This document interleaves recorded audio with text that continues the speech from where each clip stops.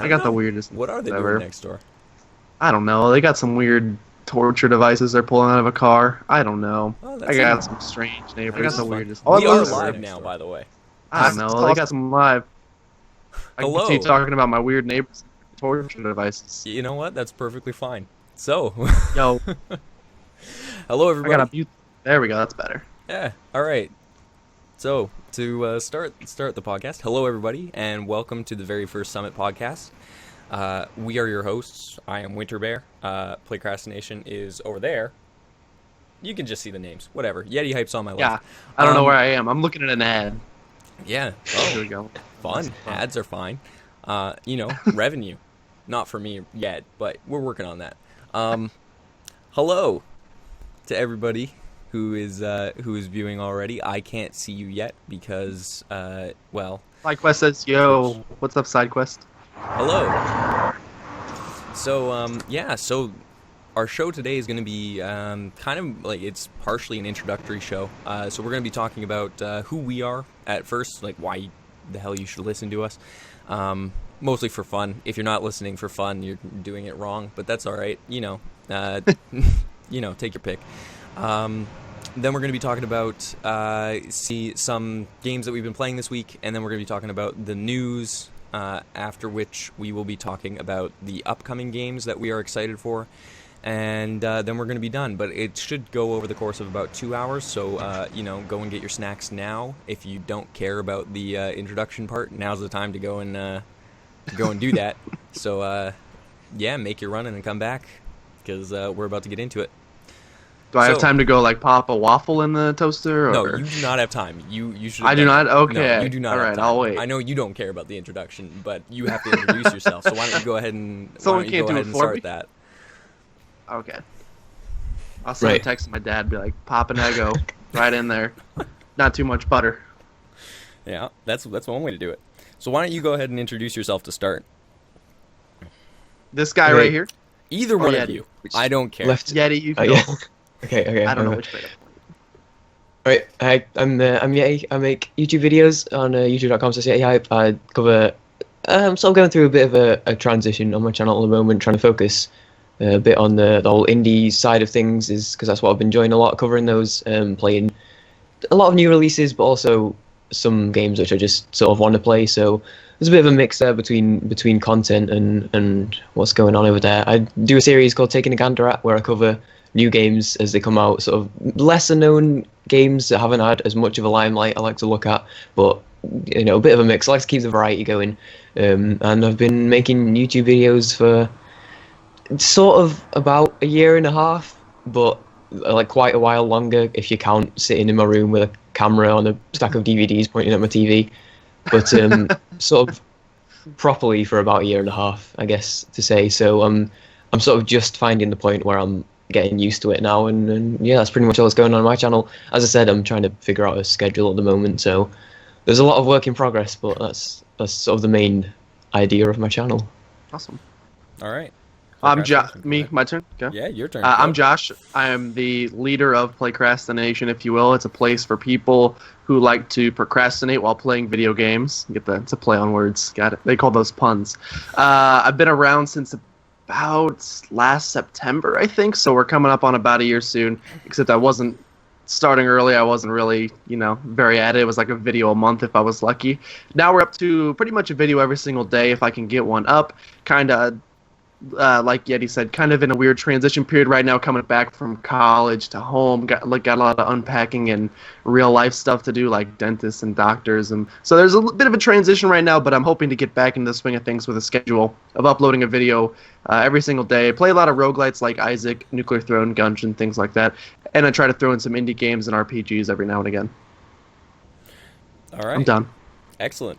Thank you for clarifying that. That was very no helpful. problem. Yeah, I appreciate. Or should I say I'm finished? Yeah, turkeys get done, just right? Finn. Just have this this sign that you can hold up that just says Finn, and then I'll know, and it's great, and it'll have a little artsy flair to it, so that'll be nice. And I guess it should be me now saying who I am. I'm Winter Bear. I do videos on YouTube as well. You can check me out at youtube.com/winterbeargames. Basically, I'm in a transition period as well. Go team. Team transitions right here. No, honestly, Get Caitlyn Jenner up in here. yeah, right now, like everything's kind of changing with the podcast too. That just since we just started this up, everything's kind of in flux, but changes are for the better for the most part. We're all getting more used to our channels, and we're all kind of like expanding our interests and condensing our focus as well, despite the expansion of interest. So it's good, Right now, the channel for me is largely I post I post around 21 videos a week, which is a little bit too much. I'm going to be cutting that back to around 14. But I mean, honestly, if you want to check out my channel, it's all basically games that I like, whether those are RPGs, simulations like Slime Rancher, Scrap Mechanic. I played Dark Souls 3. I play Scrap Mechanic and Slime Rancher. I don't have a focus on my channel. If you want cutesy shit, I got it for you. You want dark shit, I got that for you too. Just come and enjoy. I also play Isaac and Gungeon, though haven't played Isaac on the channel in a little while. That may be coming back. We'll see. But everything's kind of changing, figuring out a schedule as well. And also figuring out some streaming schedules where I'm going to be putting up some videos both on this channel as the podcast and then also on twitch.tv/WinterBearGames, whether that's going to be Hearthstone or Dark Souls or Skyrim, potentially. So, yeah, that's basically all that's going on for me. Yeah, so I guess the next big question for everybody is, because we kind of covered that a little bit, what kind of gamer are we? Like, I kind of do everything. I don't really have a specified gamer type, but I've actually always been like best at FPS games, but I barely play any of them on the channel. I played a little bit of Overwatch during the beta, which we'll talk about a little bit later. And other than that, it's been kind of weird. I've been playing a lot of RPGs, which are kind of my favorite game to play in terms of just enjoyment, because I really like story in games, and I really like seeing the production value put into it by the development teams. So for me, it's always just like I really like artsy games and like the actual story behind games and the music behind games. I really like the background stuff to video games. So if a game has a lot of great qualities, whether it's indie or from a big developer, I'm into it. So that's kind of where I'm at. That's the kind of gamer I am. I just enjoy games for the sake of them being games and the art form of the games. So, what about you, Yeti? Yeah, I mean, I'm sort of the same. I've recently sort of started getting into like lore and stuff, because particularly with the Elder Scrolls, it's a series which I've been interested in for quite a while now, and I realize that there's this whole bunch of lore that I've never even really looked into. So I do like, looking more into just playing it for the sake of it, looking into the games a bit more, and that's being a bit more analytical about it. Again, that's another thing that's good about sort of roguelite sort of games, like Isaac and all that. There's a lot to learn about it, and I've been playing Isaac for a while, and I'm still learning little tips and tricks here or there, which I really enjoy. But I also should mention that I am a speedrunner, so I do that as well. So with select games, I'll enjoy sort of breaking those apart and looking at sort of the core way the game works, and how you can manipulate that to go fast and stuff. Particularly in Dishonored, which I've spent a lot of time with, to say the least, 1,000 hours. But yeah, God, so wow. I enjoy it. I just enjoy breaking them down and stuff, and seeing what there is sort of beyond the surface, if that makes sense. But yeah, so that's sort of me as far as games go. Yeah. It's awesome. Well, my first experience with video games, I guess, I think I was 3 or 4, and my aunt got an N64 for a Christmas one year, and I tried to sneak off with it, and then I got a whooping that night for trying to steal her Christmas present.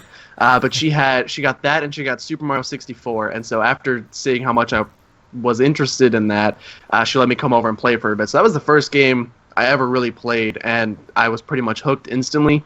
I went over there all the time to play it some more. First games I kind of owned myself. I was a huge Pokemon kid growing up, whether it was the TV shows, the movies. I had the cards too. I had everything, and so the games were pretty much a staple of my growing up. Probably up until probably about middle school-ish. I kind of stopped. I played a little. I like played them into high school, but not to the degree that I did when I was a kid. Of where I was when I was a kid, I could turn on Pokemon Yellow and have it beaten in 2 days because I was just crazy obsessed with it. After that, I kind of moved into the middle school Call of Duty first-person shooter type of person. I was very much a rage gamer, very into my KD. I would flaunt it around. My friends would have little competitions between us all the time. I hated that part of my life, that part of my gamer life. So I haven't played a Call of Duty game in a long time. After that, I moved kind of into RPGs. Mostly Fallout was probably my favorite that I've ever played. But there have been others that have kind of been up there. But really, Fallout New Vegas is one of my favorite games of all time. They just did such a good job with everything that you can do in an RPG. And then a couple years ago, I found the genre of roguelites, starting with Isaac, and then since then I've expanded out, like I said, Nuclear Throne and Enter the Gungeon. And so right now, those are probably my favorite kind of games, just for the replayability value of how you can have runs that are kind of similar to each other, but you will never have two that are exactly the same. So I think that's awesome about a game, and so that's what I kind of stick to right now. Cool. Yeah, so, the thing is with Gungeon, we've talked about this a little bit pre-show. Gungeon, while it's like a phenomenal game, there's aspects to it that kind of slow it down, and with roguelites in general, there are aspects to them which kind of slow them down, but as Yeti said, there's a ton of information in the background as well. Like Isaac in particular, this is like, especially Rebirth, when they really fleshed everything out. They talked about how they were going to make it like essentially a very like low entry level game, and they did that, and they did it very well. And then they introduced a shit ton of lore behind it, and it's like there's just so much to learn about games like that, and it's really cool, especially for someone who like comes in from an RPG perspective, because it's like you have that lore base as well, but it's this game that you can just play through super quickly. It's kind of cool, because like that's kind of the same place I came to them from, whereas I was playing New Vegas, I was playing Oblivion for like the 100th time, and I was playing like, I was playing Skyrim and everything like that, and I've got another Skyrim series going now for the first time in like 4 years, and I'm loving it again because I love those types of games. But when I got into Isaac, I was like, holy shit, the lore in this game is phenomenal. It's super cool, and it's so subtle because they don't like explicitly say anything. Yep. I love that kind of stuff. Well, yeah, that's what there was the big debacle with when Rebirth first came out, unlocking the Lost, which is really, I was so mad that people ended up hacking into the game and finding the way out of it. Basically, they had hidden this crazy maze of clues and lore, like you said, to try to figure out how to unlock this secret character. There were these like trinkets, like mysterious paper that did absolutely nothing, and then if you like happened to kill yourself in a specific room while holding the paper, it would like pop up a clue. And then that clue would tell you something else to do, and then do something else to do, and then eventually you'd piece it together. Yeah. Well, people ended up just hacking the game, opening the game files, and finding exactly what steps you need to take to unlock him, which I know when Afterbirth came out, they wanted something kind of similar to happen. But they didn't want people to hack into the game again. So they actually hid clues. The people who made it, Tyrone and Macmillan and all the people over at Nicholas, they hid clues in real life. Yeah. Like actually hid clues on like a pier in San Francisco and so I remember the Isaac Reddit community was going nuts talking about like, oh my god, I just found this piece of paper, here's what it says, and then once everybody found all those clues, then they unlocked the rest of the game, which I thought was awesome. Stuff like that is so cool. Yeah.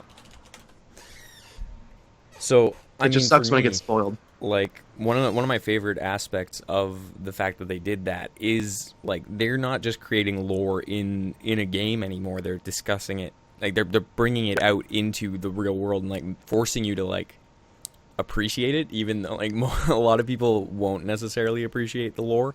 It's kind of like, oh yeah, but you want to do this, you kind of got to. You have to appreciate at the very least the idea that this is part of the game and it's part of the structure to it, which is cool, but also kind of funny because it's Edmund and Tyrone and they're just trolling the shit out of everybody all the time. Absolutely. I mean that's Nicholas Gaming in a nutshell, though. Is they just troll the shit out of everybody. But like, how do you guys feel about like the lore in Skyrim, where it's like completely, or like the Elder Scrolls series in general? Like, because Yeti, you were saying that you were starting to get into it as well, right? It's I like a lot of it, but I think a lot of it's a bit of a grey area in that not everyone seems to have the same ideas as to what's actually going on.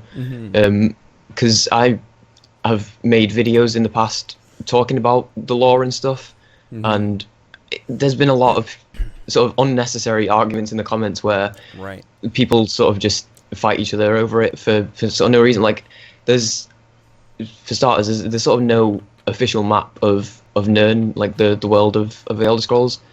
There just isn't an official one, and that seems like a pretty basic starting point.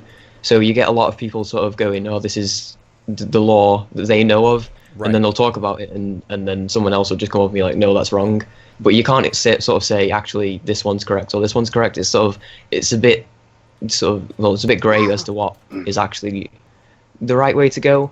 And I don't necessarily think that that's Bethesda's fault or anything. I just think that it's a tough one with a sort of universe that's big. It's hard to cover everything that's going on in the world, and I think especially with a community that big as well, it's a tough one. I think I enjoy lore, but it's hard to sort of regulate it and control sort of what comes out as being true and what's I don't really know. I don't know how to say it, but I get what you're saying, because it's kind of like, especially with Bethesda's Elder Scrolls series, they kind of have like purposefully not controlled it at all. They've kind of purposefully let it be just this this full-on like history of the world that you're inhabiting when you play these games, and it's like, well, that history is necessarily obscure based on your perspective from where you're playing in the game and like how you're going about things. So like the lore is available to you through books, so it's it's able to be read, but there's like I don't know if there's like necessarily like explicit contradictions within some of the books, but I know for a fact that some of the books say very different things about how certain events took place within like the realm of Tamriel in particular, especially in Oblivion. Different accounts will say different things about certain events, and so like the history of it is necessarily obscure, like our history is in the world today. And I kind of like that they did it that way, but you're right, it does create a whole lot of almost unnecessary argument about it rather than discussion, because it can be interesting to discuss lore from a perspective of, well, this is the way that the universe is set up, but what does that mean, as opposed to, you're arguing about the way it's actually set up, and that can kind of, I almost feel like it takes away a little bit from the actual content of the game. And so I know a lot of people who just bypass lore completely when playing Elder Scrolls, and they just play focused on the story that's in front of them. And that's fine. I'm doing that for my playthrough because it would just take way too long for me to sit there and read all the books that I come across and things like that, right? But I don't know. Oh, yeah, it's similar. What you said is pretty insightful about how people really just focus on the story in front of them, and then they don't look at any of the lore, and then they'll complain about the story in a game. I know Destiny was really big about this. People were so mad about the Destiny storyline. They were like, this was awful. It was not well written. It was and main storyline, yeah, I can kind of agree with them there. I love Destiny. I played it a lot. I fell into that trap for a couple months where I was playing, sometimes 10 hours a day, just trying to get, purple drops. But loved that game. If you go in, like, unlock all of the Grimoire cards, the Grimoire score, and stuff like that, all of the lore that's hidden in there, yeah, it seems like they didn't spend a lot of time on the main storyline. But like you said, people don't go back and read the lore, because I had a friend who went back and, like, looked at all of the lore and pieced it all together, and he had this just like giant map of all these different species and what happened and all the wars and where the Traveler came, like all this ridiculous stuff. So that's a game that definitely follows that narrative that you said of people kind of follow the storyline they're given. Maybe they don't like it at the end, but there is so much more to discover about a game underneath. Yeah, definitely. I mean, one of the big things that, like, I don't know, I take issue with that to a certain extent, because if the game is not well written itself for the core audience, which is just going to be, well, I shouldn't say the core audience, because that actually means something in particular, but like the casual public, if the casual public is observing a game through the lens that you provide for them, their narrative doesn't necessarily incorporate all that lore, right? You know, the narrative needs to either include the lore intentionally, or it needs to build a strong enough story without the lore. And so with Destiny in particular, like, I do know that the story was quite weak in terms of the actual, like, structure of the main story, but once you got into the lore, it was actually very interesting, and the whole world that you were inhabiting was incredible, but you never really got led to that. You never really got brought to that. And I think that's, you know, it's the onus of the game developer to actually bring you to those points in the game where you're able to see that stuff and understand what they wanted to show you with the game, whether or not they were actually able to do so. You know, because with a main story, you can only do so much. So adding lore to a game is a way for you to buffer out your story a little bit, but it's not necessarily, you know, something that you should have to go out of the way to find. If your story, if you know that you don't have the time to put into a story to make it as strong as you want it to be, at least lead people to the lore around it so that they can at least get the idea of the world that they're in, and it actually will help bolster the story quite a bit. Yeah, also, I'll go similarly, okay. Similarly with Bethesda, not necessarily the same point, but I feel like they have all this lore going on in the background, and they aren't really using it to their advantage. Because I know a lot of people complained about the story in Skyrim. It was a bit weak, and it sort of didn't really go anywhere. And I just feel like there's so much more that they can do with it, and they aren't sort of taking advantage of it. So I think lore in general is just something which I think just needs a bit more of a focus on it, in my opinion, just because there's just opportunity in it. Yeah, I mean, that's kind of how back, I think it was a couple years ago, when Five Nights at Freddy's first came out, that game, that was one that the core mechanics were pretty basic. You sat in a room and you got a jump scare. Yeah. There was no storyline whatsoever. It was survive 5 nights. Every single night was the same. The reason it blew up was because the creators started putting these little 1 in 10,000 chance of showing up little screenshots of little things that pop up, and people would take a screenshot of it and go, yo, has anybody ever seen this? This is really weird. And then another one would pop up, and then slowly together you piece this weird story about, oh, you're not just a night guard working and there's there's this whole story behind it. And then through the next games beyond that, just building upon that lore. And that's why people keep coming back to those games, not because the mechanics are good. They're not. It's a pretty simple sitting there and get jump scared. Games have done that before, but the reason they do it so successfully is because, like you said, they focus what's his name, Scott Cawthon, I think, is the creator. He focuses so heavily on that lore, and especially like that's a very hidden lore that you have to go out and search for yourself. But people like want to solve that kind of mystery and stuff like that, so they do that very well. And I think he actually just announced there's another one coming. So yeah. I don't know if it's going to continue the same story or if it's different or what, but. Well, Five Nights at Freddy's has done that quite well, where they've done the what's in the box mentality with their games, right? Yeah. So it's like, I mean, not to go too much into movie stuff, but like, if you're familiar with J.J. Abrams, you know, he was talking about how whenever you are creating a movie, you want to give people this mystery box, and you want to make sure that you don't spoil what's in the mystery box, because otherwise the enjoyment of the movie in this case is gone. But I think the same is true for games, and although I actually disagree with him for film a little bit, but that's a whole other topic. But for games, I think it actually holds more true, because, you know, when it comes to like the lore of things, you can create a certain air of mystery around it, and you don't need to necessarily fully flesh out a lore.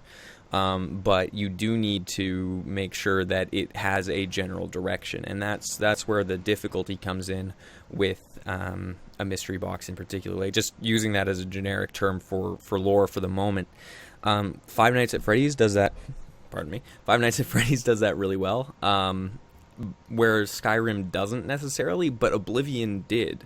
So, like, Bethesda's earlier games for the Elder Scrolls did that really well, where, like, especially in Oblivion, because you were getting to know the entirety of, like, essentially their version of hell and their version of demons and all that stuff. And, like, yeah, that was the main focus of the game, but the lore surrounding that was really well executed in terms of, like, you don't know what's happening with it because it was part of the main story of the game. They wanted that to develop, and because of that, they actually expanded their lore quite a bit into this mystery box, Whereas with Skyrim, the Dragonborn storyline was like, oh, let me explain to you the entirety of what a Dragonborn is when you first absorb the power of a dragon.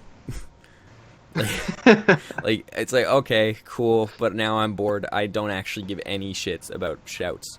Yeah. Because, like, okay, yeah, it's an extra combat Only stat. use Fuzroda. Like, it's another spell? Awesome, I guess. I'm still planning on playing a sword and board, so I don't actually have any intention of using these from anything other than, like, to kill chickens in town and piss off guards. So, yep. Like, I don't know. It's kind of a shame that Bethesda wasn't able to do that with Skyrim. I really hope that they're able to do that a little bit better with whatever Elder Scrolls 6 is. That's supposed to be coming out in, like, what, a year or something like that? They were originally talking about this year, right. But I think it's 2017 now.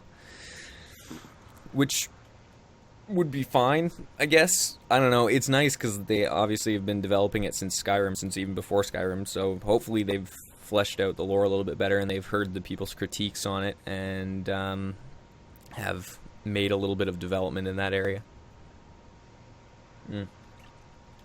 So, I guess what we should get to, because I was gonna say I forgot what we were talking about. Yeah, we were moving along. I got interested in that and I wanted to bring it up, but no, I love talking about lore. A lot of people don't appreciate lore like they should. Yeah, it's an important aspect of gaming, and I do really like it. Okay, so what we should talk about now, I suppose, is what we've been playing this week. So, who wants to start? Because I've been busy this week, and I haven't done that much. So, this is going to be carried by you guys a lot in this section. Yeah, do you want to go? You can go. I went first in the intro. So. All right. Obviously, I've been playing more Isaac. Pretty obsessed with that game consistently. I actually just finished up the main story of Fallout 4 and finished up on my channel forever, so that's awesome. So I'm actually in the process of playing a new game that I'm probably going to be introducing.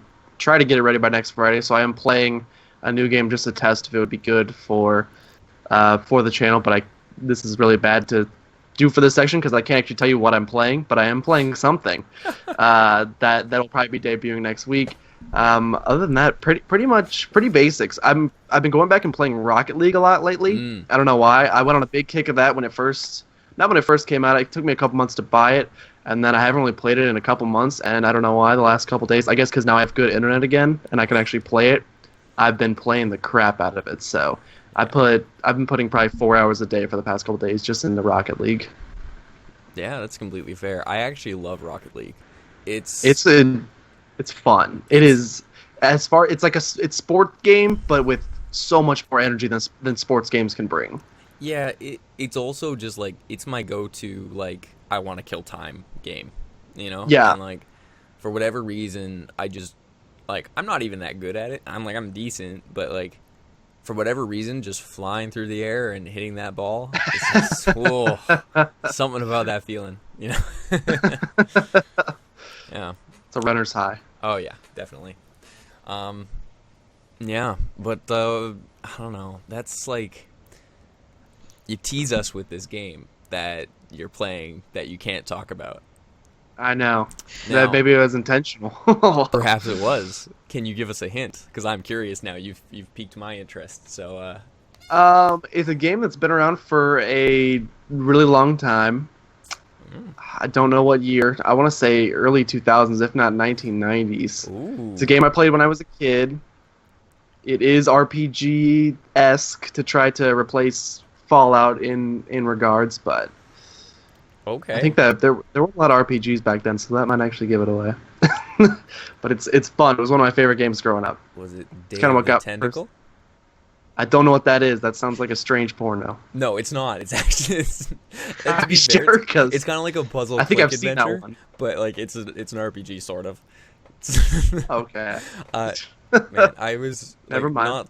Not to go completely nostalgia, but like a little while back, I was playing Grim Fandango again. I don't know if you guys have checked that out, but if not, you should. It's kind of like a puzzle click adventure as well, but it's just the story to Grim Fandango is fantastic. It's you're essentially like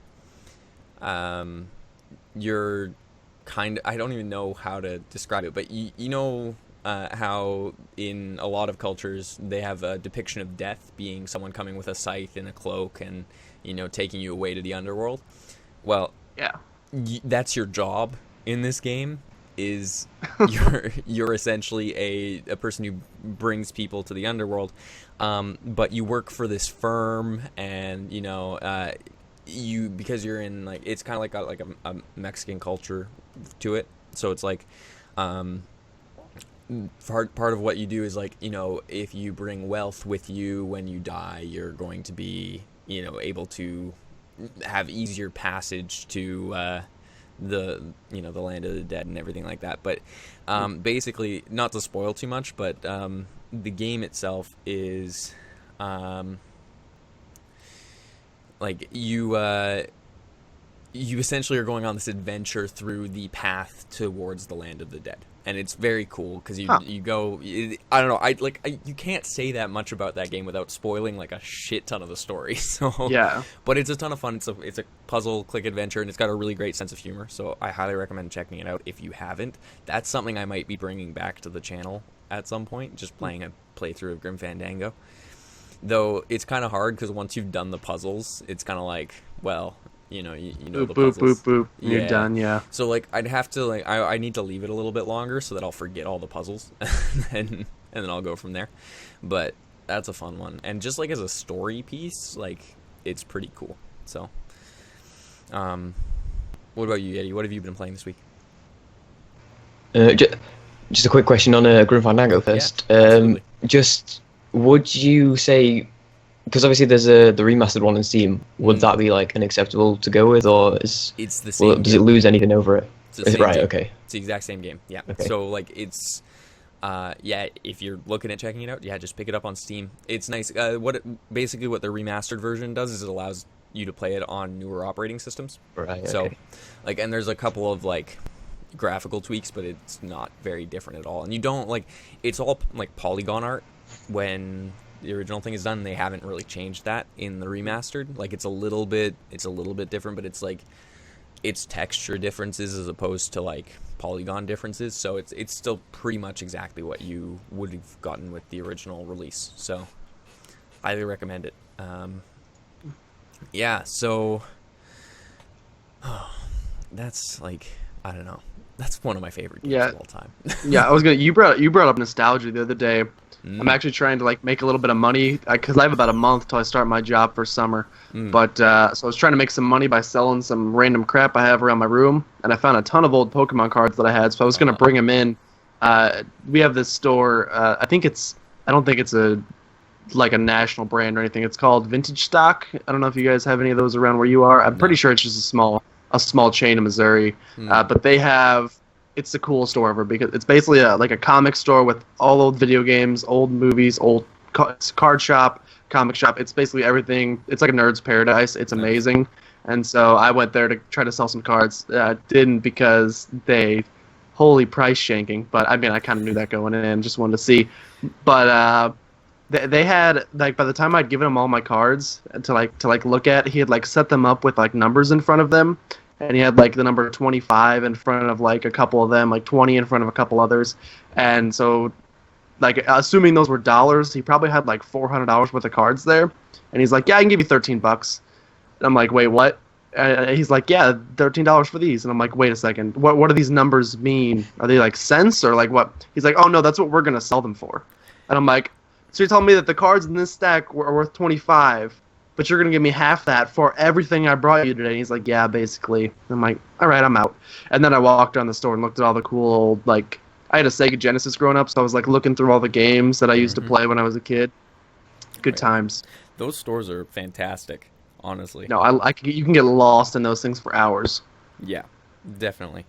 I don't know. There's one around here that's, like, I don't even remember the name of it, but I go in there occasionally, and it's just, like, board games galore. I don't know if you can tell, but, like, I'm a bit of a board game fan, although my Catan is sideways at the moment.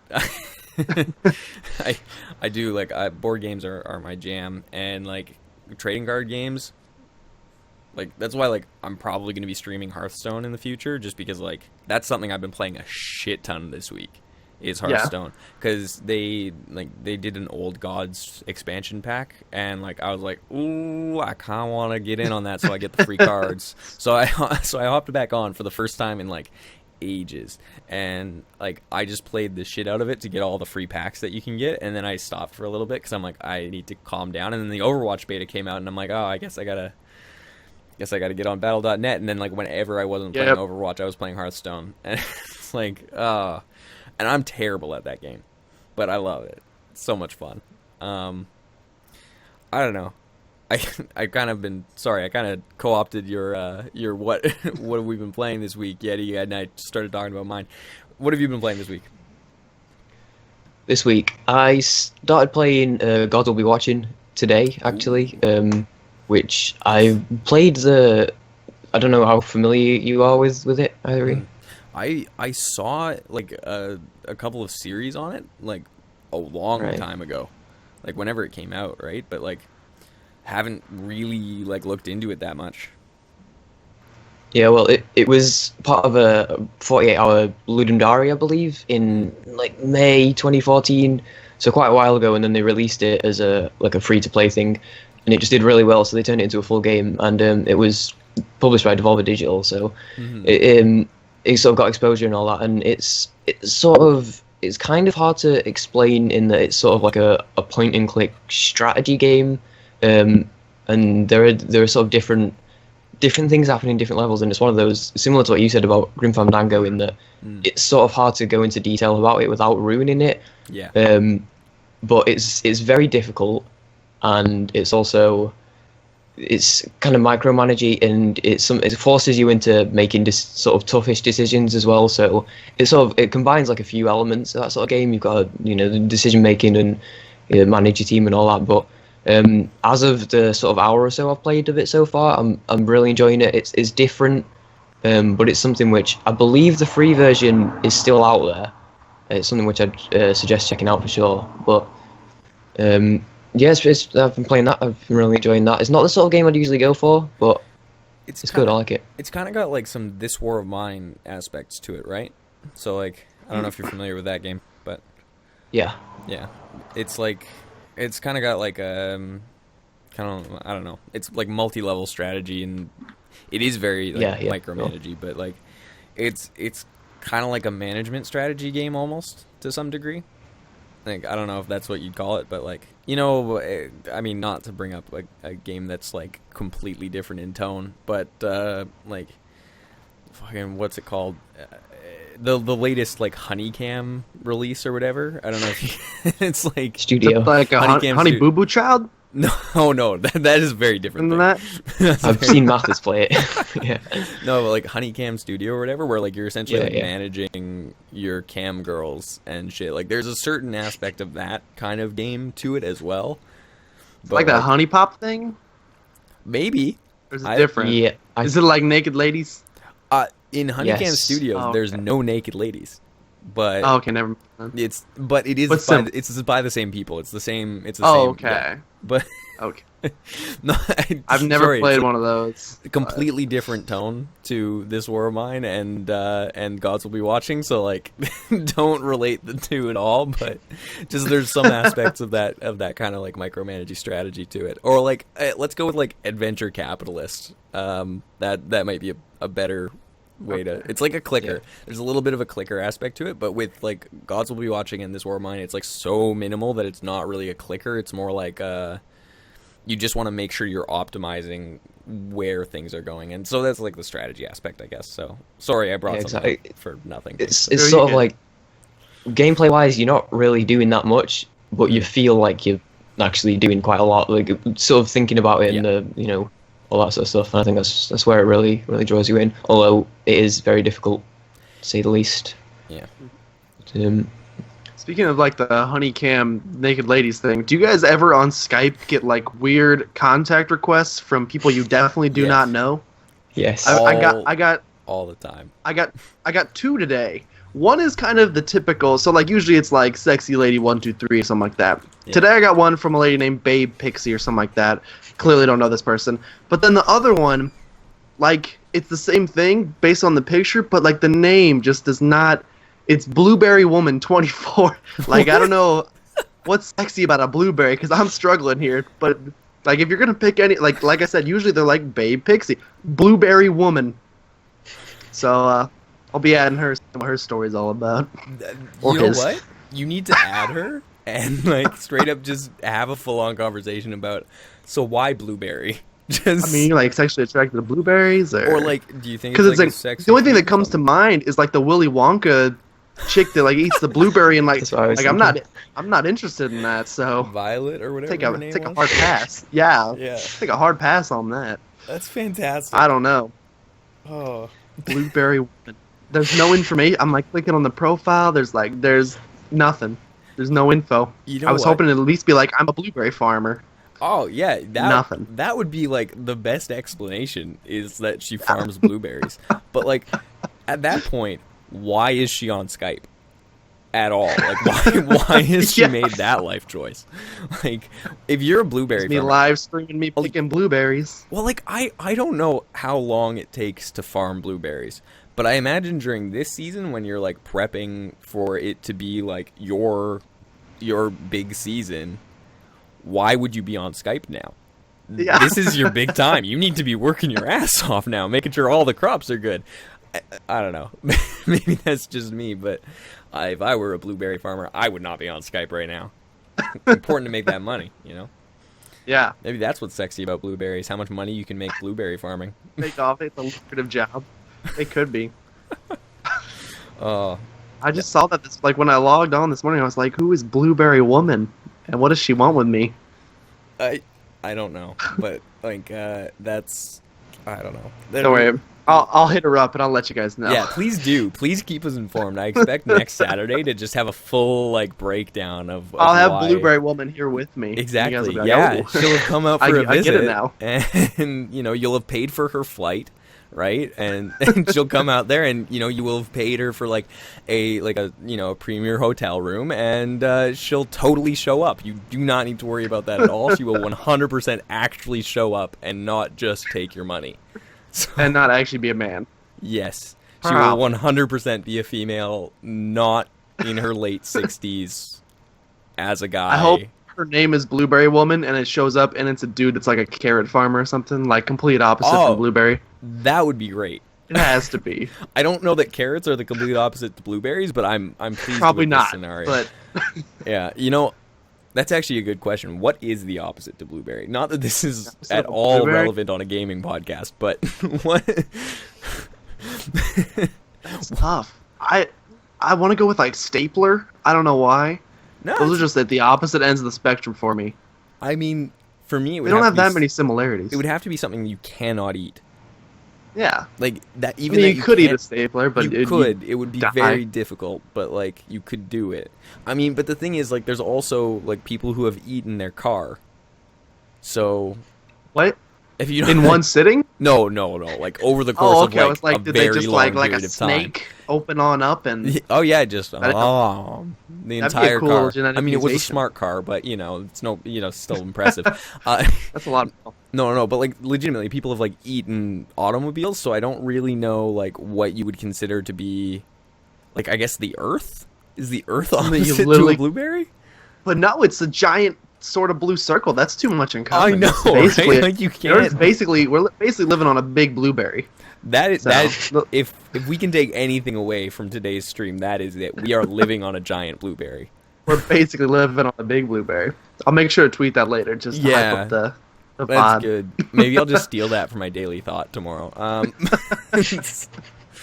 No, honestly, that's fantastic. I've had a Skype contact request from this obviously fake account that is just like what was it? It was, I might actually still have it. Hold on. Me so horny 123. That's my favorite. It one. was like along those lines though. It was like Horncat 96. Yeah. I don't get. We gotta talk about maybe it's just because I'm a dog person, but why is cat the go-to like sexy animal? Because I don't get it. Like, you always see girls with like cat ears and cat tail. I'm like, that is so like no. But then again, I hate the dog filter on like Snapchat. To me, just like bestiality in general is kind of weird, and so maybe that's why I'm totally not on board with it. It's a relatively non-intrusive position to have, I think. Like, I think that's, like, generally speaking, most people will agree with you, at least to some extent. I hope so.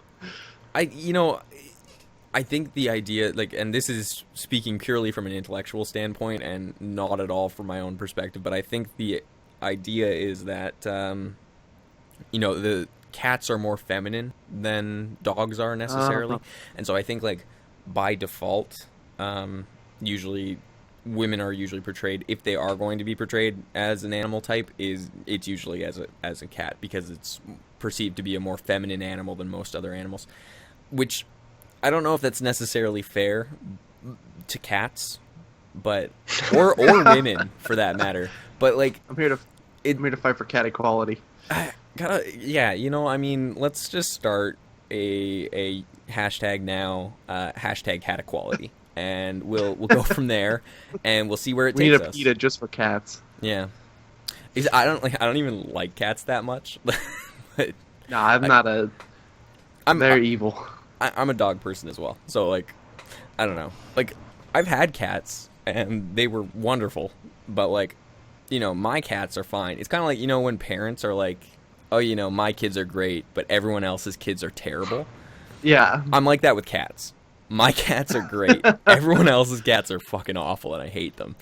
They're all the devil. Yeah, well, I'll just step in here and say I currently have 6 cats in the house. Oh, you got enough for the both of us then. Your cats are the devil, Yeti. Your cats are the devil. We just get them. I don't know whether two of them were gifts. It's we saved them. Do your cats ever dress up like human females, or does it not go both ways? Oh, come on now, Josh. Hashtag CatEquality, you remember? Oh, you're right. I'm sorry. Shouldn't matter if it goes both ways. I'm just saying we need more girls that dress like put a rhino horn on your head or something. Like, I don't get why it's cats and dogs. Like, get some like exotic animals. I need an elephant trunk coming off the front. Maybe then I'd be a little more. You'd pique my interest, but red pandas are cute. Oh, red pandas rock my socks. You know what? Regular pandas as well. Regular pandas are adorable. I get down with a regular panda. They're pretty cool. Yeah. This is reminded me. I've been to the zoo in like 7 years. I should probably go and see if there's any new species of animals. They've probably found some new ones. Yeah, I went to the Vancouver Aquarium not long ago. Well, I guess it was like last year, but it's not long ago. Whatever. But like, they got like a bunch of different like species of fish and stuff like that. But they also have like this rainforest area, and there are monkeys in there, and they are like the coolest thing to hang out with just for like a little bit, because they will like scream at you and make children around you cry, but at the same time be completely adorable. I thought you were just gonna leave it at they will make children around you, and I was like, not what I want to see today. Not what I was coming to do on my trip to the aquarium. You know what? It's an interesting experience. I should change what we're talking about on here from Skype contact requests to monkeys making love. All right, no problem. Now we're set. The podcast will definitely make like a million hits, no problem. Yeah, no, but like honestly, it's kind of cool to see animals like that. But like, I mean, zoos sometimes, man, zoos are shit. Like, not just because like, well, but like it's just sometimes because like they treat animals like shit in there sometimes. And not to get on like a whole activist, whatever rant, but like it would be nice if more zoos, like especially in like not North America, didn't treat their animals like shit. Because like, I don't know, I have a friend who is in like Vietnam, and there's I don't know if it was in Vietnam, but like he went to a zoo around the area, and it was like they were clearly being cruel to the animals like in front of the guests and stuff like that, and it's like take a yes, I'll buy the stuffed zebra. Yeah. Yeah, I don't know. Nah, that sucks. I know, isn't SeaWorld like ending all like after this last round of whales or whatever, they're never doing like the whale show again. Yeah, I may have read that somewhere. I saw it a few weeks ago because I was in Orlando a few weeks ago, and I saw the show for the last time. But you can tell I saw it like maybe 6 years ago. I think I first went there and saw it, and the show and all that, and it was all good. But when I sort of compare what it was like when I saw it a few weeks ago compared to like way back in the day, the whales just seem like super depressed and stuff. And it's sort of, and I don't know if you've seen the Blackfish, the documentary about it. Yeah. It's just sort of grim to think about. These massive whales have like this ocean that they swim about. Tiny cage, yeah. Yeah, exactly. Yeah. I don't know. There's like a whole lot of issue with it, but like we should probably, not talk about something so grim maybe for a little bit. We went from monkeys making love to like that's what I was gonna say. That people are gonna come here being like, "Ooh, monkey sex," and we're like, "Free the whales, free the whales." Hashtag whale equality. No, sorry. I'm not talking about fat people. That's just me. They should be free too, though. They should be. So, yeah. So, what else are we playing this week? I don't know. You guys don't have anything else. I have shit I could talk about, probably. But if you, I could pull up my Steam library, see what I've played this week. But I can't. Nothing's really. I mean, I played a little Gary's Mod the other day, which I haven't played in a long time. I played some with a friend, which will be coming out probably sometime this week if I can get it edited. But so that was. I hadn't played. We played Prop Hunt. I hadn't played Prop Hunt in probably maybe a year or two, and it had been so long, and it was such a good time. I forgot how much fun that game is, especially when you have people to play. It's not that fun to play by yourself, but if you have friends to play with, man, that game is a blast. I don't own Gary's Mod, and I'm like, I would get it just for Prop Hunt. If I was gonna like, it's fun. And the thing is, like, I've watched so many videos of people playing Prop Hunt, like particularly, like, I don't know if you guys are familiar with Stumped, but they do gaming videos, but they do collabs with people, and they had this, like, I don't know if you're familiar with like Cockajoe or I can't remember the other guys, which is real swell of me, but like they they do Prop Hunt videos with them every now and then. Yeah, it's like, fuck, honestly, watching people just like doing multiple perspectives and just having someone sitting in their prop, like, they don't even need to move. Their camera perspective does not need to change at all, and the video is so enthralling because the person is just running by, and it's like, it's the most tense feeling, and I fucking love it. And like, if you have like so many people doing it, if you can actually work out like a proper collab, like, hypothetically say, like, if the three of us were to do it, as well as like we could grab other people as well, then like, if you can send everyone the videos that you have for the recording, you can like edit it together in a way that's like, it makes the video completely unique on everyone's channel. So like, it's kind of nice because doing that, like, just speaking as a YouTuber, right, it's a way for you to essentially create a completely unique piece of content through a collaboration where the collaborative partners are not going to have the same video as you, and so you can say, like, make sure you check out this person's perspective because it's going to be entirely different because they're editing it compared to me editing it, right? Like, so that's kind of interesting, but like, that's what's cool about a company like Rooster Teeth or Achievement Hunter, because I used to watch them all the time, and they would do prop hunt videos where they have it's a lot easier for them because they have 6 people that are just in one room, so it's not hard for them to get all of the video files together. But yeah, they would do like 3-on-3s of like 6 people in a room, and I imagine being in a room, like, it's one thing to be talking to someone over Skype and to like be playing with them, and they're like a banana sitting in the corner, you don't know it. It's another thing when they're sitting right next to you and they're a banana sitting in a corner, and you're walking around trying to find them, and you're just like, hey there, don't look down at the bed. Let me times, though. Prop Hunt, it's good game. Screen here real quick, figure out where he is. Exactly. You know, but like, no, honestly, like, that game is funny for that reason, because it's like, you can totally like just find the most random pieces of footage from that game that are hilarious. It's such like I love games with interesting concepts too, because like games like first person shooters, war games, stuff like that, they've been done and remade tons and tons of times. A game where you become an object in a room and hide, like something like that, is just such a unique concept for a game that I love it. Yeah, that's completely fair. It's a fun game in general. What do you like? Because GTA 5 in some of like the adversary mode stuff. I don't know if you guys have played any GTA 5, but in like the adversary modes that they kind of have some similar stuff where it's like there's one person hunting and there's like a bunch of other people who are trying to play. Like, it's essentially hide and seek but with murder. You know what every good game of hide and seek needs. You are summarizing my childhood right now.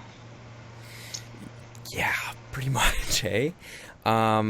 So, oh god, like I've seen like a ton of people do videos of that, and it's the same kind of like fear instillment in the videos where it's just like they're trying to like hide in a corner and just like be completely still, and then like their footage is great for that reason because they're just freaking out and everything like that. But like from the perspective of like as a game, like yeah, it's great for views and it's great for like, you know, YouTube in general, but like as far as a game goes, like the GTA 5, like the adversary mode in particular, like you don't buy GTA 5 for the adversary mode, but like as a game mode within it, it's not new in any way. And it's like you can buy games like Gary's mod where it's like what, like okay, like every like 2 weeks it drops to like $3 on Steam, right? Yeah. And it's like you have a bunch of different games through Gary's mod, and you can get kind of like a similar fear factor from it, and like you can get the exhilaration and the rush from playing Gary's mod, but you don't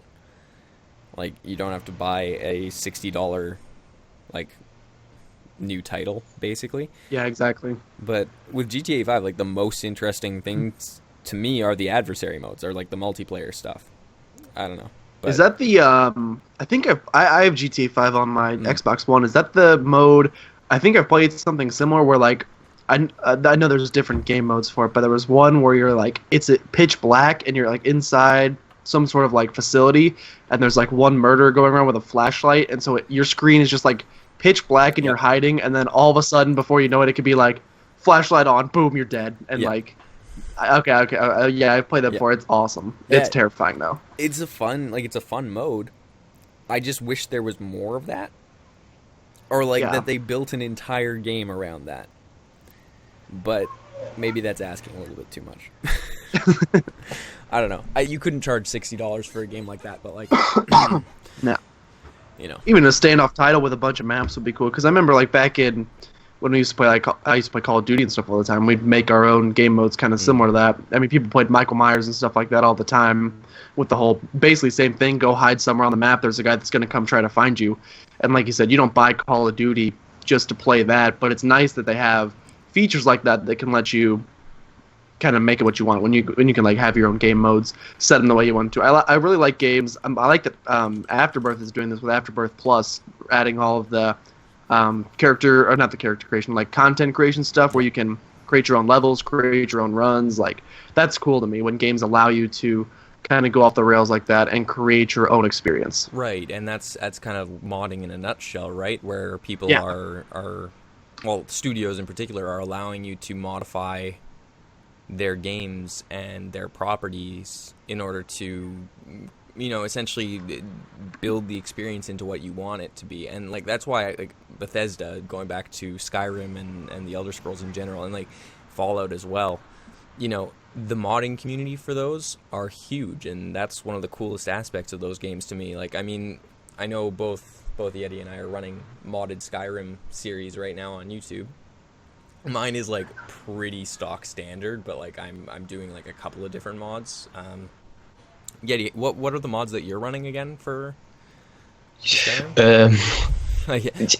You have a few, list. Right? So like, it's a work in I have quite a lot, but a lot of them don't do that much. Yeah, is what I've noticed. What are the big ones that you're doing? Because like, you know, little ones here and there that like fix little things. I don't even mention that I have those in my video, but like they're there, you know. Yeah. Sky UI I think is a go-to. Yeah. All of the ones where they sort of enhance all the like the towns and stuff, and just add loads of like foliage and all that sort of stuff. Trying to. I don't think there are many big ones. No, you just have like a fair amount of like little stuff that kind of combines to do a lot, though, right? Yeah. Yeah. A lot of sort of better wildlife and more birds and a lot of sound ones. I didn't realize there's so many sound ones. A lot of plant ones. There's a lot of visual stuff that seems to be something which a lot of people go for because there's a lot of it available. More dogs, realistic lighting. Mm-hmm. It's more sort of like just a load of stuff which sort of build up together to make what it is. Right. And that's kind of like what the modding community is aiming to do in the first place, right? Like no one's going out there and trying to build like a full overhaul. Well, I mean there are. Sorry. Let me rephrase that.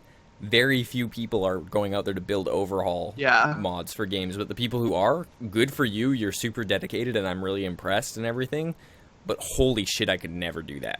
Like, yeah, you know, no, I've downloaded ROMs for like people will take the base like Pokemon Emerald or Leaf Green or whatever game, and they'll make their own game out of it like that, and like add new Pokemon. Like that's nuts. I've played a couple of them, and like that's crazy that people like go to those lengths, like you said, to not just add a couple features. Like, oh, I'd really like it if it was easier to.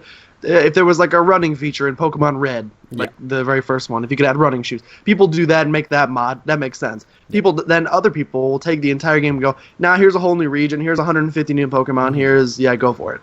Like that's creativity.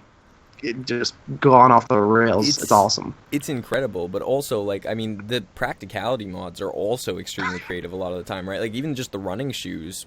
Like I never like.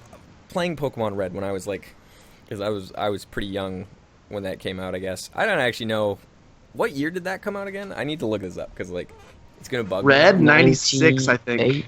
I think Yellow was 96. Yellow was 96. I believe. I was gonna say because I was born in 95 and it was shortly after that. Red and blue are 96. 96. Right, okay. I think yellow. Yellow was 98. Then. Yeah, yellow is 98. So. All right. Okay, I got it backwards. So like, at this point, like, in '96, I was about 5 years old, right? And so like, pretty young. I probably played it like 2 years later, so I probably played it in '98. But like, I never like I was young, but you know, still, I like to think that I was a relatively smart kid. I would have never thought, oh, hey, this needs a running feature. I was just like, well, this is the game as they wanted me to play it, so this is how the game is, you know. But as soon as you like. You learn about the modding community, and you learn about how you can change something even just slightly to make it like a little bit more comfortable to use. You know, I mean, there's something to be said of like running shoes, for instance, in Red, where it's like, well, maybe you just should have put that in the game in the first place. But you know, it's nice that if they're not able to necessarily put everything in that they want to, based on like, you know, if it's a time constraint thing, or like even if it's just like we don't know the full potential of our own game, so we're gonna do what we think are the necessary things for this, but we want the community to just essentially make the vision their own after this. And that's kind of like what a lot of Bethesda's games are, right? Like they make this whole huge universe, and they're like, to make any more than that would be insane for us because the development time would be way too large. Yeah. Right? So they're like, at that point, you guys make the universe what you want it to be after that. Make the features that you want to see in the game. Go mod. Do what you want to do. It's still our property. Add some lightsabers. But like, yeah. Oh, Skyrim lightsabers. The Skyrim Star Wars, lightsabers. Oh yeah. The Star Wars mod for Skyrim is fantastic. I didn't do that on this playthrough of Skyrim, but I may throw that one on for a stream potentially in the future, because that's a ton of fun. That's a good mod. Dueling people with lightsabers, and like there's random like pseudo Sith that will run around and like try and kill you randomly and stuff like that. So cool. Yeah, it's pretty cool. I like those mods, and they're like, I don't know. That's like the most. It does not fit in the universe at all, but people wanted to see it, and like then people do like the the Fellowship of the Ring walking through Skyrim, like they did that one, and it's like you can run into the entire Fellowship and like talk to everybody and stuff like that. It's pretty cool.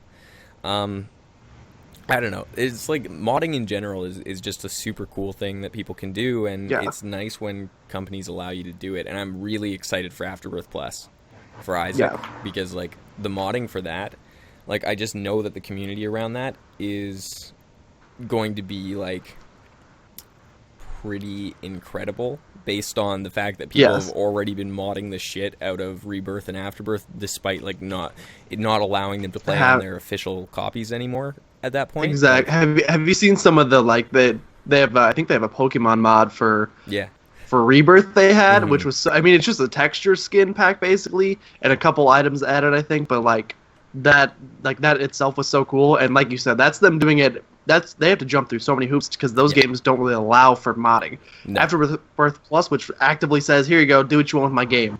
Like we're gonna see some crazy crap coming out of that. I'm excited.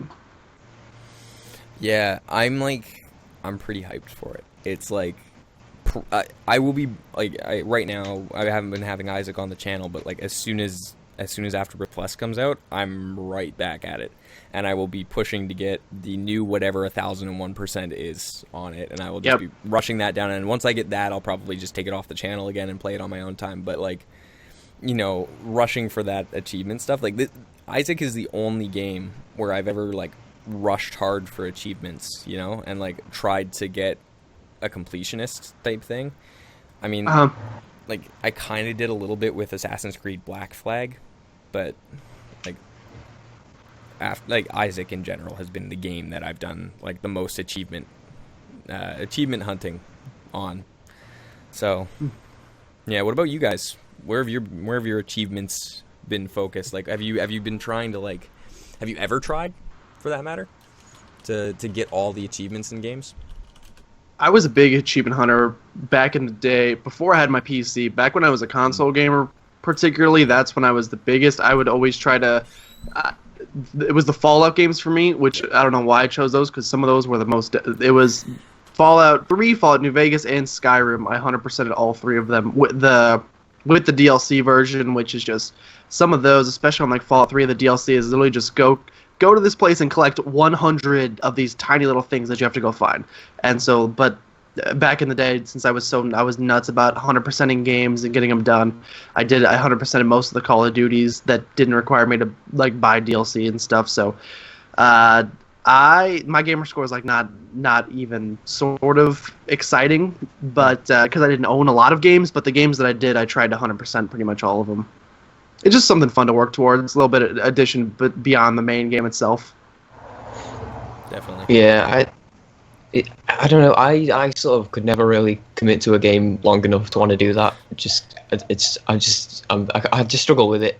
But Isaac, for sure, because the thing with Isaac is you're doing it, but you're unlocking more stuff by doing the stuff. So there's like the progression encourages you a lot to do that, and it's different than like.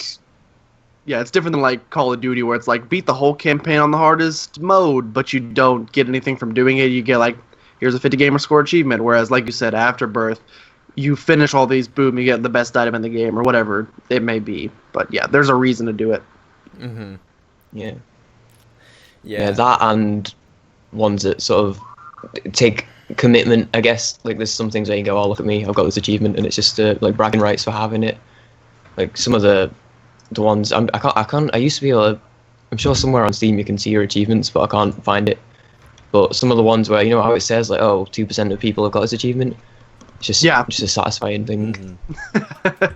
You got it. Yeah, no, honestly, like I mean, I love the idea of just like completing a game and like fully completing it, but sometimes it's just like games are so long, and to complete achievements you need to like play them multiple times, and I'm just like, but I already played 50 hours of you, why do you want me to play more? Why? And then it's like Isaac, I'm like, oh yeah, 50 hours, no problem, let me just sit down and play at least 60 runs there and just kill it. That's how it was with like Fallout 3 was especially a really big slog because it was like reach every single level with neutral karma, reach every single level with good karma, reach every single level with negative. And so before I learned the trick of just before I learned the trick of like, oh, if it's at 15, stop at 14, then level up normal, then do something good and level up, then do something evil, level up. Before I learned that trick, I literally played through the entire game and did an entire run to level 30 of good karma, an entire run of bad karma, an entire run of neutral. So that took me, I think I have 180 something hours clocked into that game just from that portion alone. It took that was probably the game that took the longest, 100%. Yeah, that game, like, because I did it the same way. I slogged through, and I was just like, at some point, I was just like, nah, I'm done. I'm done. I'm not gonna try and 100% this. And you know what? Like, I'm completely okay with that. And some games I don't need to do completionist stuff. Like, I just want to get through the story. Like, I'm playing Tomb Raider right now on the channel, and like, I haven't played any of the new ones. Like, the first experience I had with Tomb Raider was like the really terrible looking PC game that they came out with like in like 98 or whatever, right? And I think it was like I don't remember. I don't remember anything about it other than getting stuck on this one fucking part and not being able to understand how to get past it because my brain just wasn't fully developed at that point. And like, that was me with the water temple in Ocarina of Time when I was a kid. Yeah. Any Zelda game, whenever there's a fucking water temple, no, I'm good. I'm out. Yeah. I love Zelda games, mind you, but like when I was a lot younger, I never would have even bothered to try and slog through games. I just would have been like, this is too hard for me. I'm gonna go outside and play, like, you know, go and do something else. But like, for this Tomb Raider, like, I'm not gonna 100% it, but I will be able to get through the game, and that's making me quite happy. Just because, like, I'm like, oh, this is a puzzle. What are the pieces? I can do that now, and it's like, it's great because it's it's a good story too for the game. It's interesting, but I don't feel the need to 100% it, and like that compared to a game like Isaac where it's like, no, I want 100% this because it's a matter of pride. You know, with Tomb Raider, there's no pride in that, and like, I think having that kind of like competitive aspect to it, where it's like, especially on YouTube, like if you're one of the first people to get like 1001% on Isaac, like that's pretty impressive. It's a really good thing, you know, and so you can do like kind of a benchmark that way, and you can kind of take a sense of pride in like how quickly you do that, and like I don't know. It's a different game than other games as far as achievements go, and I don't know if that just is me being more incentivized by that, or if it's that game actually doing that well and like incentivizing everybody to do it. So tell you what, I think at this point, why don't we take a 2-minute break, and if you need to run to the washroom, that kind of thing, go ahead and do that now, and then we can come back and we will get into the news, and then we'll finish up after that. So so for now, we will be back in a minute or two here. Hello everybody, we're back. We back. I got food in me. Yeah. Oh. And I have relieved myself. So now it's time to get into the news. We're going to be starting off with here, hold on. What I'm going to do, for those of you who are new here, which is everybody, because hey, guess what? It's still the first show, and that's really exciting. So hello, everybody. Yeah. Welcome back. What I'm going to be doing is posting the links in the feed on the Twitch page. So if you're taking a look at that, you can check out the links here, and you can view them along with us, or you can just listen to our discussion, whatever you guys prefer. So what we're going to be talking about first is we're going to be talking about the fact that Gear VR has hit 1 million users, you know. That's our channel. Don't be silly. Don't be silly. Anyway, so that's posted now in the feed here. So if you want to check out the article, you absolutely can. It's kind of an interesting article too, but the main crux of it is that VR is becoming more accessible. I mean, there's a lot of numbers and shit in here that if you want to go through them, you can, and it's pretty interesting. But like, The main thing about it is that there are essentially, like, while it's a small portion of, for instance, like smartphone users. I guess I should explain. For those of you who don't know, Gear VR is Samsung's VR solution that's essentially a headset that you can put your Samsung smartphone into and have a pseudo VR experience. It's not like it is a VR experience, but it's a very different VR experience to something like the Oculus or the Vive. Specifically, the Rift, so the Oculus Rift is and the Vive are more all-encompassing, and there's more of an environment that you're in, whereas the VR from Gear VR is more of you're being put into an experience.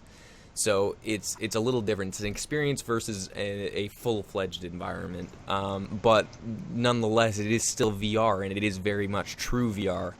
And so essentially, now that Gear VR has hit 1 million users, that's like it's still like I think 1/14 of the. That's not right. That's not right at all. It's like 1/140th of smartphone users in the world, but I don't even know if that's right. It might be like 1/14. It doesn't matter. It's a very small number. A million's a big. Yeah, there's like it's a million people. Regardless, it's not an insignificant number, and people have been using VR regularly now, which is awesome. And now with the Oculus Rift and the Vive being a little bit more mainstream, people are getting kind of a little bit more integrated into Gear VR and into VR in general through Gear VR rather, into things like the HTC Vive and the Oculus Rift. It's kind of making VR a little bit more accessible, and that's kind of the main point of this article. But I think what we probably want to talk about is why that is. Why are people latching on to Gear VR, and why is VR in general taking off compared to something like augmented reality or AR? So yeah, does anyone want to take a stab at that? Why VR is taking off? Because I know I have my reason for believing that VR is taking off. But what do you guys think? I just hear about it a lot and see it a lot. And I don't know if it's just because I sort of hang around in those sort of circles, so to speak, like obviously subscribing to tech channels on YouTube, but I think that it's just starting to get to the point now where there's a bunch of them around, and I sort of think it's starting to get talked about now, and I think sort of word of mouth and that sort of community aspect to it. I don't know, I think it is the community that's pushing it. It's just that whole thing of, like I said, I do hear about it a lot, so I think just people are sort of naturally getting hyped up about it. About a year ago, I was aware of it, but I wasn't interested, because there's all these people talking about it. Obviously Steam's hyping up the Vive as well.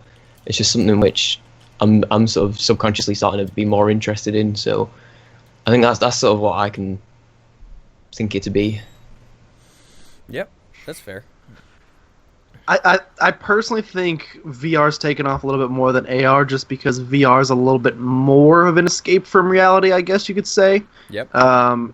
VR basically places you in your own simulated world, whereas AR is a lot more just like adding things to the current world as it is. So especially for people like gamers who are really into, or even people that just like watching YouTube videos, and the reason you do that is to kind of escape reality for a bit. And so something like virtual reality, which can totally immerse you in that kind of atmosphere, is so much cooler than something that just like adds a little bit. So I think that's why VR is doing a little bit better than AR.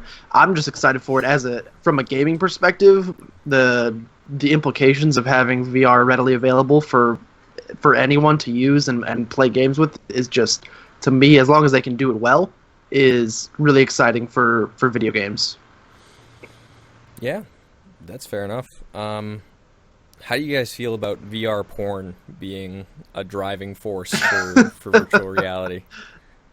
It doesn't surprise me that it's a driving force. I don't think it's not really something that I partake in, so it won't really affect me. But I mean, if that market wants to get people to start investing in VR, then we can use it for video games. I'm all for it.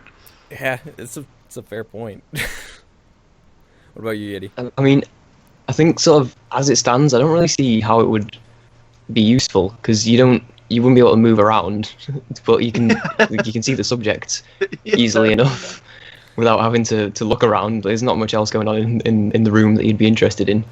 I So think there's actually been some pretty interesting like documentaries and stuff about how they're filming it in particular, and like how they're directing it to make sure that like the way that it works for you is that like there's no motion sickness and stuff like that for you, because like can you imagine like if you were the subject that was moving, if the subject like, if you were from the perspective that you're moving, you'd be puking all over the place. It would be a terrible experience. Yeah. So like the way that they film it is that like, because usually it's a POV thing and it's from a guy's point of view, right?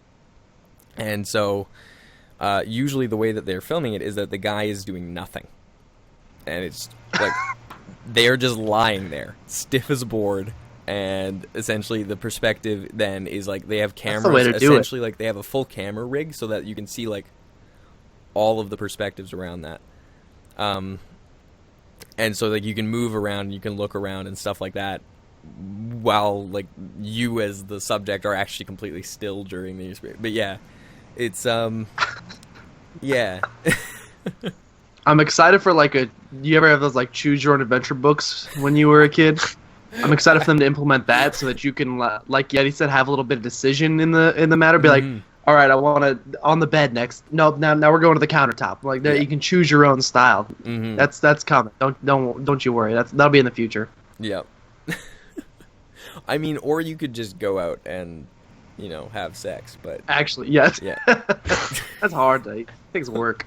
That's true. Yeah, that's true. You have to like. I mean, it depends on what you're trying to do, but like, yeah. There's work involved, and there's a little bit of dedication to it. But I mean, there's hard work and dedication going into VR porn. It's just not on the behalf of the viewer. That's all. Well, I mean that's maybe not fair. Maybe it is hard work. I don't know. It depends on the person, I suppose. But I do agree with you though. Like it is just like as long as it's a driving force for VR moving forward, for things like for me, like I love like piloting games and stuff like that. So like Eve, Valkyrie, and stuff like that. That in VR, superb, right? And so like the problem I have right now is that a lot of hardware can't run VR well, and with Gear VR in particular, like you're not getting like this crazy beautiful, like almost real experience. But a lot of people obviously have started using Gear VR. Kind of as like it doesn't matter that it's not this like incredibly real environment. It's just a really cool world I can immerse myself in a little bit, even if with Gear VR it's more of an experience rather than a full world. So like people have been latching on to the idea, but I guess like my issue is that like because of the way hardware is, especially like going forward with we're going to be talking about some hardware stuff soon, but like, well, I mean, I guess we could just start talking about it now. But That works.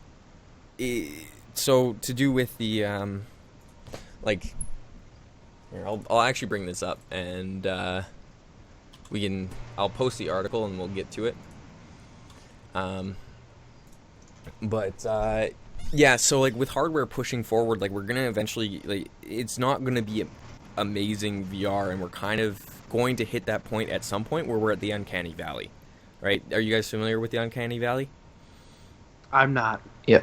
Okay, so the uncanny valley is when, like, you know how like you talk about like androids and like robots where like if they look a little bit too much like humans but there's something off about them, there's this small area like between completely would fool us and completely fake where it's like it's similar enough but we just notice that something is off, and that's known as the uncanny valley. And essentially with VR, if we hit the point where we're in the uncanny valley, it's gonna feel real to us but uncomfortable, and so like we almost need to skip that step with VR, otherwise it's gonna take a huge hit. Yeah. And like I don't know, maybe that's like a little bit too inside baseball, but you know, it's It's a concern for me in particular because like I get really uncomfortable with that kind of thing, and like I start to feel like really nauseous when I hit that uncanny valley, and like it's the same, like I get motion sick too. So like VR is not like, it's not designed for me. Like I'm not the ideal person, especially with glasses. Like I'm sure if you've tried any of the VR it's not ideal. I mean, Yeah. but it's, I don't know, with the uncanny valley, like it's a concern just moving forward because like if you do get into that place, a lot of people are going to be driven away from VR and they may not come back, right? And you're going to lose a bit of audience. So skipping that is important, but the hardware has to be there to do it. So getting something like, you know, the Gear VR picking up is good because it means hardware developers are going to be pushing harder to get to the point where VR is doable and doable well. Which is kind of where we get into with our next topic, which we're actually going to skip over one in the docket and go straight to the NVIDIA GTX 1080 and 1070s being announced. So basically, with these are graphics cards, for those of you who don't know. And essentially, you know, they are pushing for a better gaming experience first with Pascal at a lower power consumption. So basically what they're trying to do is they're trying to make it cheaper and easier for people to get into higher end gaming and pushing VR as well. Like VR was a big thing at their press release. So like they were talking about it, and it was essentially like I think like a quarter of their talk was about VR, which is huge compared to I think last year, which was like maybe an eighth, a little bit less of it being about VR, because they just knew they weren't at the point where they could drive VR well. But now if you get two GTX 1080s, you can probably surpass that uncanny valley. But developers have to be doing it, which is a whole other thing. But what do you guys think about hardware moving forward at the rate that it is? Do you think like these are good options for gamers compared to the previous generations? Like, I mean, just from a perspective of speed, yeah, they're going to be, but you know, you have to wonder if the price is going to drop on old units or if it's going to just go up because they're no longer in production like they usually do. You know, because you'd hope that it makes it cheaper for people to get into gaming, even at the level that we're at now, right? But yeah, well, these new ones, like I wanted to, because it did say when we first looked at the article, the 1080 can run games at like 200 frames a second, which is nuts. And so, but then at the same time it said so it's faster than their current fastest, which I believe is the Titan they have out, Titan X, which retails for about $1,000. And that's the thing is, for people like me, my entire PC costs about $1,500. So I did not get a graphics card like that because there's no way I could spend that. I was basically looking what that graphics card cost. I was wanting to spend on the entire PC. Right. So yeah, it's hard for people like me that are on a budget to get into higher end gaming.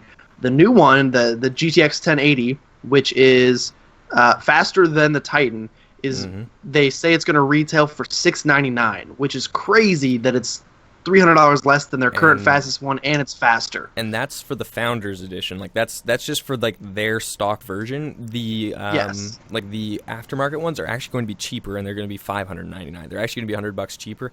And then you know the manufacturers that are doing the aftermarket coolers will put an extra cost in for whatever their cooler is costing. So like you'll see them in the range from $599 to around $699 or even above, probably for some of them. Like EVGA does a Kingpin occasionally, which is like a huge overclocking card and stuff like that.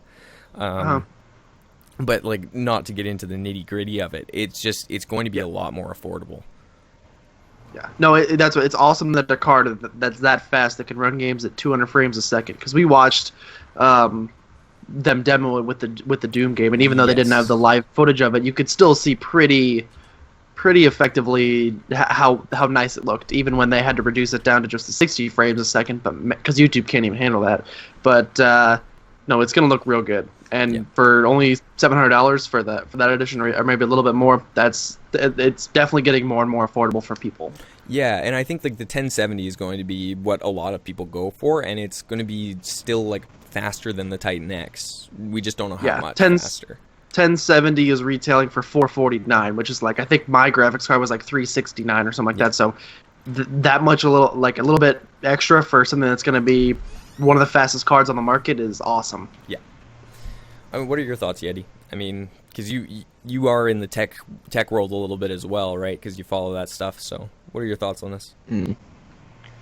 I definitely think that it's like a huge step in the right direction for sure. Just looking at, I saw a graph somewhere that was looking at the performance of like a variety of current cards and where they were compared to this one, and I think that it's like huge. I think my problem with it is people always talk about like the singularity and all that. I think that like where does it stop? Like, because I know I personally beyond 60 FPS, I'm not bothered in the slightest. So the whole idea of it, sort of this whole thing of higher end gaming being more widely available, you know, the low price and all that, I think that's awesome for sure. And I think pretty much everything about it is just good progress.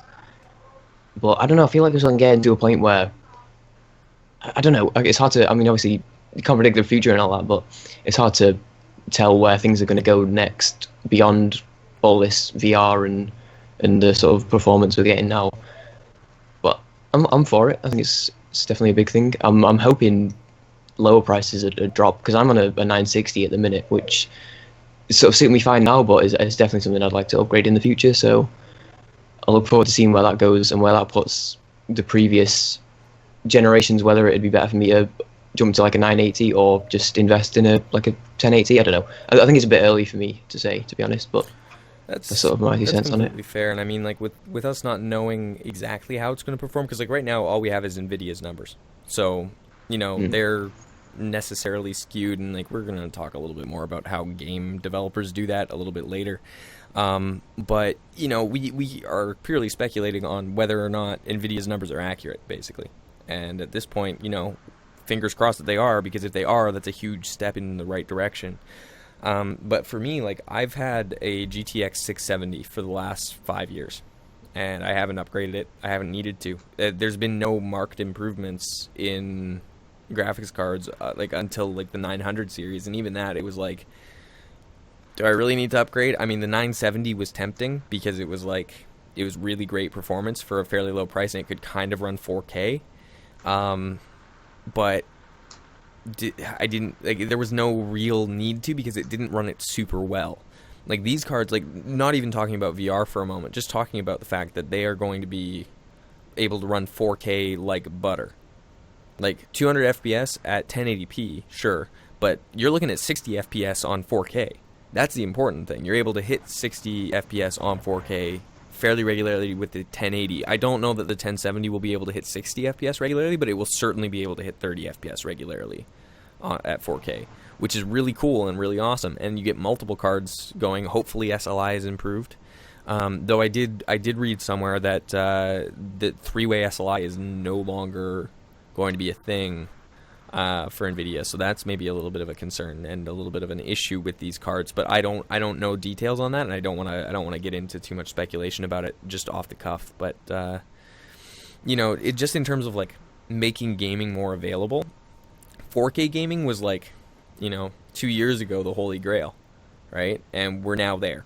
Basically, we're at the point, like, once this card releases, like I think it's like in a couple months, we're there. We're at the point where 4K is attainable for a reasonable price for gamers. And like, they're going to have better cards come out after this, but like they're going to be more expensive, and you know, so it's fine. But you know, the 1080 Ti or whatever, the, you know, Ti, I don't know, whatever they're going to call it, like that'll be their like $850 card, and it'll be like the premier, you know, gaming perspective. But what's the point when you can already run 4K so butter smooth? Well, VR is the point, right? So VR is the new holy grail, and it's interesting because like every couple of years we kind of get a new holy grail of gaming, and whether it's gaming or computing, right? Like, I mean, you have like IBM's Watson and stuff like that, where it's like machine learning, and Google has whatever their thing is that just started writing romantic poetry and things like that. You know, machine learning is kind of like in the tech field the holy grail right now, and we kind of have VR in the gaming world as the holy grail right now. But you're right, Yeti, it's expanding all the time, and we have no idea where it's going. And that's both exciting and terrifying especially on the machine learning side of things. But you know, I'm like you. I'm all for it. You know, if it improves gaming experiences and it helps push humanity forward in many, many ways, then, you know, great. I mean, we're getting a little bit intense on it for talking about a graphics card, but, you know. Yeah. That's all right. But yeah, so just so Chad is aware, the Doom demo that Josh was mentioning is in the feed there if you're interested in taking a look at it. So we're also going to be talking now. I think do we want to do that one? Well, the next one on the docket. Yeah, RuneScape Legends. I mean, we could talk about it. Yeah. I mean, we may as well. So I'll open that up. I don't like. I mean, I guess like I did mention that like. Hold on. Legends. That's the thing. It's posted in the feed, and I'm just gonna change the topic real quick. But like this is a card game. It's kind of like a competitor for Hearthstone to some degree, but it's kind of got a very different visual appeal to it. And like, I don't know, it's interesting. I haven't played the beta or anything like that, so I don't know too much about it. But it's a game that's interesting. It's releasing on May 26th, so it's coming out soon. It's kind of interesting because like it's a different kind of card game. Like in the article here, like you'll notice, I'll just quote it basically. It says, rather than trade blows like in Hearthstone, you and your opponent pre-plan your runs through a level, laying cards in secret. Both heroes then tackle the course at once, facing the monsters and magic you put in their path, and hoping that the other chap has a worse time of it. So it's kind of interesting because it's kind of got like a little bit of an aspect of like, what's that fucking terrible game that was like the Mighty Quest for Epic Loot or something like that, or like Orcs Must Die, which is not a terrible game. You know, where like you're setting up like essentially a dungeon for your opponent and they're trying to work their way through, but you're both doing it at once. So it's kind of interesting. It's a very different take on a card game, and I thought it looked pretty interesting. So I thought it might be, you know, I thought it might be something that you guys were maybe interested in talking about at the very least. I know I'm curious about it, and I'm cautiously curious about it, and that's kind of where I'm at with it, because it could be really cool, or it could be like pretty bad. So Yeah, I hadn't heard the name RuneScape in years, probably like 8 or 10 years, something like that. That's when I played that a long time ago, but I thought it was a continuation of that. I didn't realize it was a card game, and I'm not super familiar with card games in general. I haven't really played a ton of them, so if it, you know, is something that gets good reviews, considering it's rooted in something that I once played a long time ago, it may be something I'm interested in buying, or at least, you know, watching some videos of some sort, seeing if it's something I'm interested in. But to this point, I've never played any sort of card, like a video game, card game type of thing like that. But the premise of it seems really cool, about the whole both players lying things in secret before the game starts, so that I don't know if you then get a chance to like update it as the game goes, but it seems like there'd be a lot of strategy involved. You really like those kind of strategy, command and conquer type of things, but I imagine from a card game perspective, it'd be a lot different. But definitely something I'm interested in looking at. Yeah, I sort of feel I'm not a huge card game person. I've tried Hearthstone and Pokemon TCG in the past, and I'm just really bad at them. But I sort of am a little bit skeptical in that. So the idea is you like place your cards down in order and stuff, and you know, as you mentioned, that's what it is. But I sort of feel like if you don't know what your opponent is going to be placing, it's sort of more like predictions. And I don't know if I'm just sort of getting the wrong end of the stick in the way it works, but I would be interested in seeing how it works. But I sort of feel like it could easily either just be pure luck, or you could place your cards, they place their cards, and then nothing happens. So it'll be interesting to see how they actually sort of try and counter that. Yeah, that's my concern as well. I mean, but like it's had like really good reviews so far in the beta, and like even in chat here, SideQuest is saying like he has the beta and it's quite good, and that's good. That's optimistic. Honestly, like I'm happy to hear that, because like it's a game I'm interested in, and on it like it's a collectible trading card game, so there's going to be probably some pay to play aspect to it. I mean, even in the article here, it says that you can receive 3 free card packs at launch if you hop into the open beta before the end of tomorrow. So hey, I guess we should all check it out. Before the end of May 15th here. So why don't we all do that and then check back in next week? We can actually talk about it a little bit more. There's gonna be a trading card game aspect to it. So there is gonna be you're gonna be buying packs probably, whether that's through gameplay or whatever.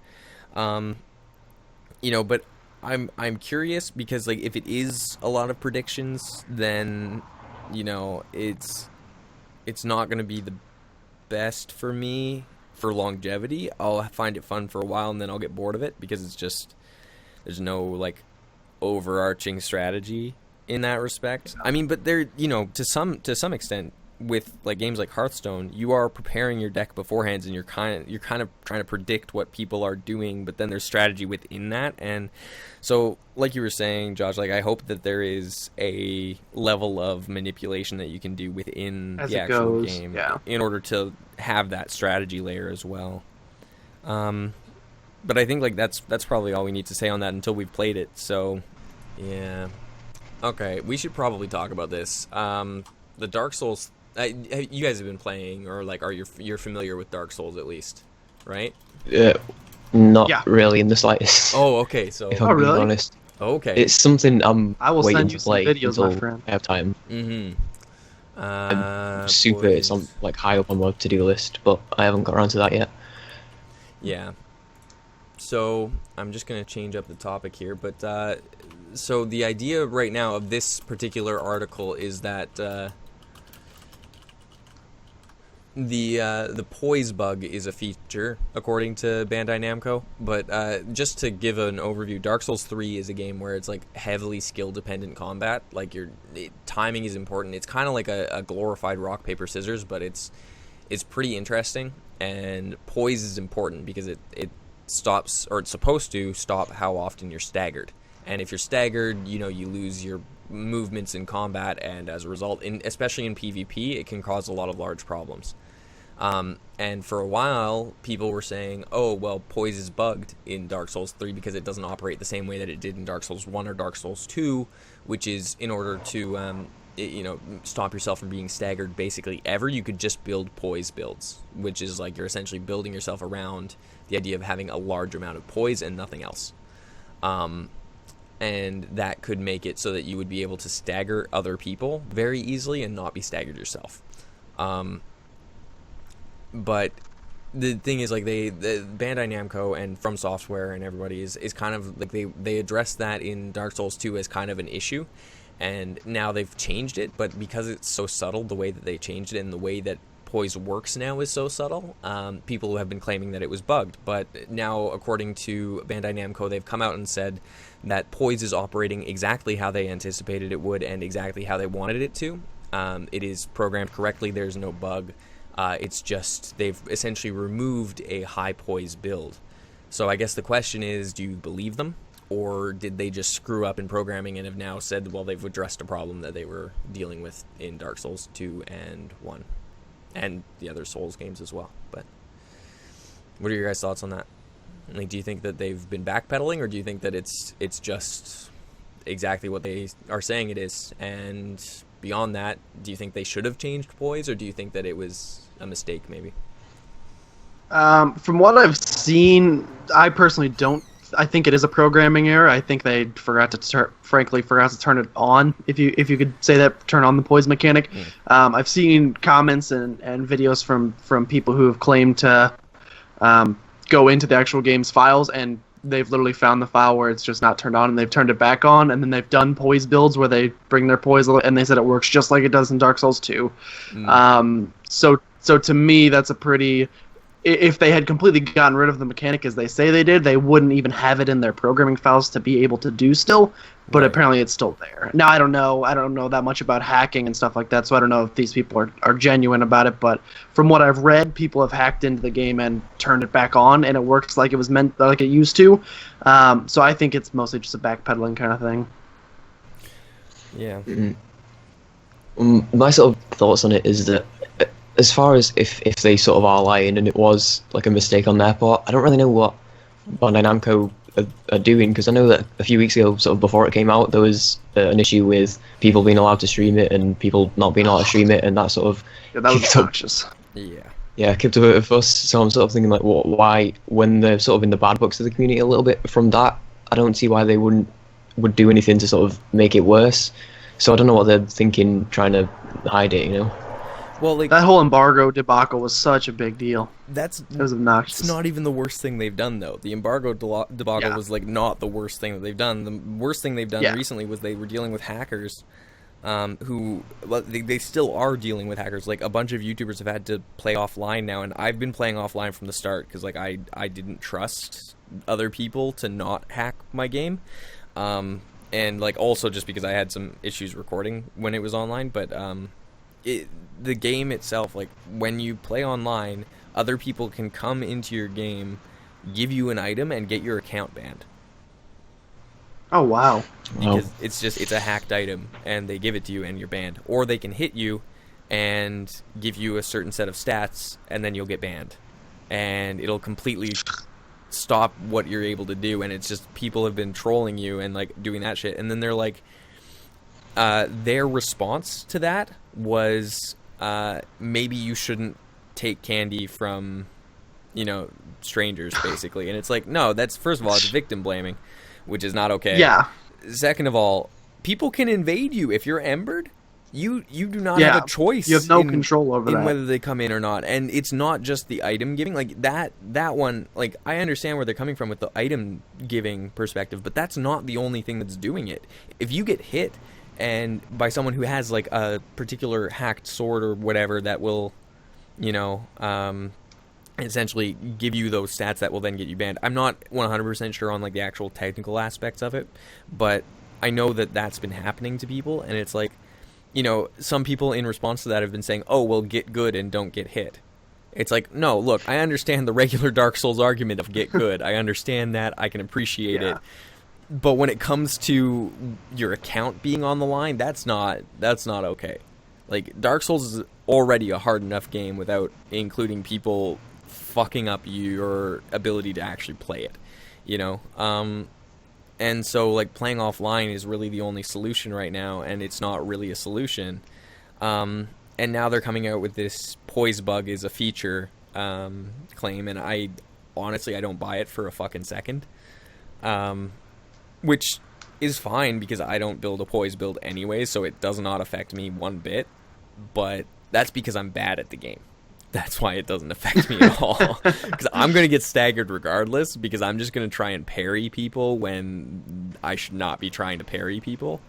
And, like, I don't know. Apparently there's a thing as having too much equipment load and fat rolling and making you have less invincibility frames in your roll and stuff like that. And I'm like, I don't know anything about this stuff. I just pick the cool armor and then I go from there. And, you know, like, so I'm not someone who is particularly worried about getting a mate focused on getting through the game. Yeah. And so you can watch my horrible mishaps on my YouTube channel. Shameless plug. No, like, seriously though, like, it's really shitty of them when they're already, like, in hot water about this, and, like, it's a great game. If they just, like, straight up tried to fix a couple of things, you know, you'd be in the good graces of the community again. Like, this, don't try and hide this. Like, if this is actually a feature, if they are genuinely telling the truth and this is actually a feature, and the people who have hacked into the game and, like, checked the files and, like, turned features on are just looking at, like, their testing features, because, you know, occasionally programmers will leave in their testing stuff so that if they ever need to jump back and, you know, test something, or, like, to do with Poise, say, just as an example, if Poise isn't operating the way that they would expect it to, maybe it's because of another feature, so then they'll turn on their original Poise code in order to test the other features that would be doing anything. And if it stays the same, then they can know, okay, it's a problem with something else, and they have to look somewhere else. Unless it's still happening, or no, if it's not still happening, then it's a problem with their current Poise code, and they would be able to change it. So if that's what's happening, and both Poise codes are there, and the hackers are just ignoring the other Poise code and saying, oh, well, like, this code doesn't do anything, but this code is here, and they just haven't activated it, well, that's a whole other can of worms, because that may just be their test code, and they may actually have an issue with their code that they are not aware of. But going around saying, oh, you just didn't turn it on, you fuckers, is not a good way to get them to fix that. Instead, saying, like a lot of people have, though, you know, hey, like, you know, we think that this might be bugged, would you mind checking it out? They should be responding better to that. So it's a little bit of onus on both sides if that's the case, but regardless, I'm a little bit concerned based on past experience with Bandai Namco and From Software. Yeah. I don't know. Don't want to dig into them too much, though. So why don't we move on to the fact that Star Wars Battlefront 2 will release in 2017, and that, more importantly, I think this is probably the bigger news story to do with this. That they are going to be releasing a Star Wars game every year after this. And that's... What was it, 20 for 3 to 4 years after that, yeah. Yes. And so my concern is, because that's just EA, and it's not other teams, that those games will be essentially weaker games in general, because they don't have the time to actually properly develop them. Sorry, one moment. Just changing the topic. So, you know, it's a concern, but what do you guys think? How did you like Battlefront 1 to begin with? Did you play it? Did you watch it? Did you care? The newest Battlefront? The newest Battlefront. Yeah, not talking about old stuff, because, well, you know, they've phased everything out basically. Yeah, no, I hate to say it, but as much as I loved Battlefront 1 and 2 as a kid, I actually just went back on May the 4th. They had a huge sale for a couple of days on a bunch of old Star Wars games, and I picked up a ton of them, including the old Battlefront 2, and I've been playing that a ton, because it was one of my favorite games on PS2 growing up. But I did not play nor watch anything of the new Battlefront. I saw a little bit of it. I had friends that bought it. They expressed concerns pretty instantly about having to pay, I think it was an extra $40 to essentially unlock the rest of the game, which to me, I mean, it's EA. That's what they do. To me, that was an instant red flag that I was not going to be purchasing it. That's actually what made me stop playing Destiny 2, is when they, I think it was the Taken King was the one that they did, where you essentially had to buy the entire game again for another $40 or something like that. When games do that, it just bugs me. Like, why did I spend $60 for your game in the first place? I get in some cases when they're adding a ton of stuff in, but so to me, I never played. It looked great. I saw some videos from it. The graphics looked awesome in Battlefront 1 that they released last year. I saw friends play it. Like I said, it looked good, but never something I really endeavored to go purchase for myself. Okay. I was just... I think what was there was good and enjoyable, and I don't know, I enjoyed playing it, but I feel like compared to the old games in particular, there was a lot missing. Like all the things back in the day where you could play as like all the different races, like playing as a Wampa and all that sort of stuff.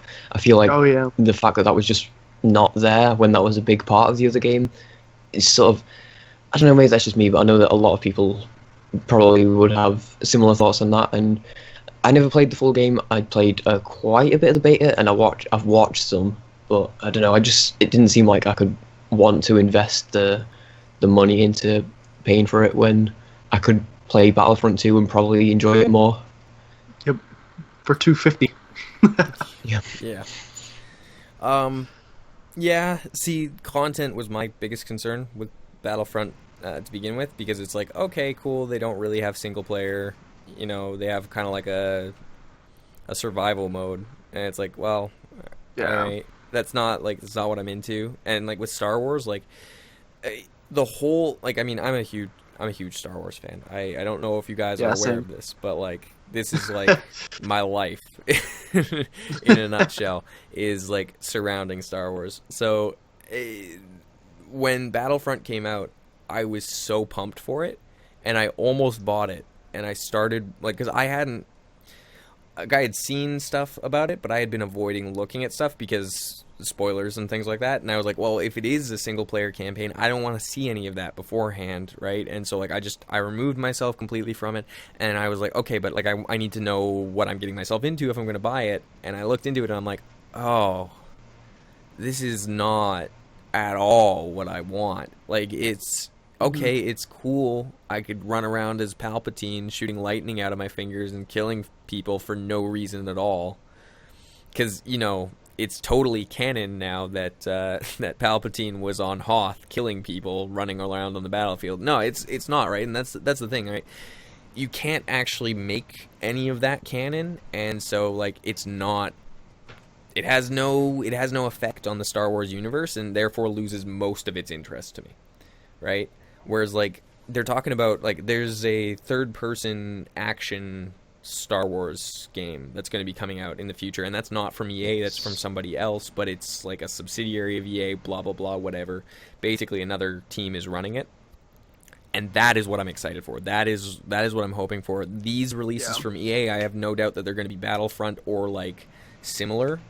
Like there might be an X-Wing game or like a squadron game, and in that case I might be a little more interested, but they better be putting a shit ton of effort into it if they are doing that, because if they do it wrong, especially around the advent of VR, there is no coming back from that for Star Wars piloting games, and that would be an extremely disappointing experience if they try and rush it. But you know, I guess what I'm trying to say is I want more meat than an annual release can give, and EA is not the one to do it. They never have. That's what I was gonna say.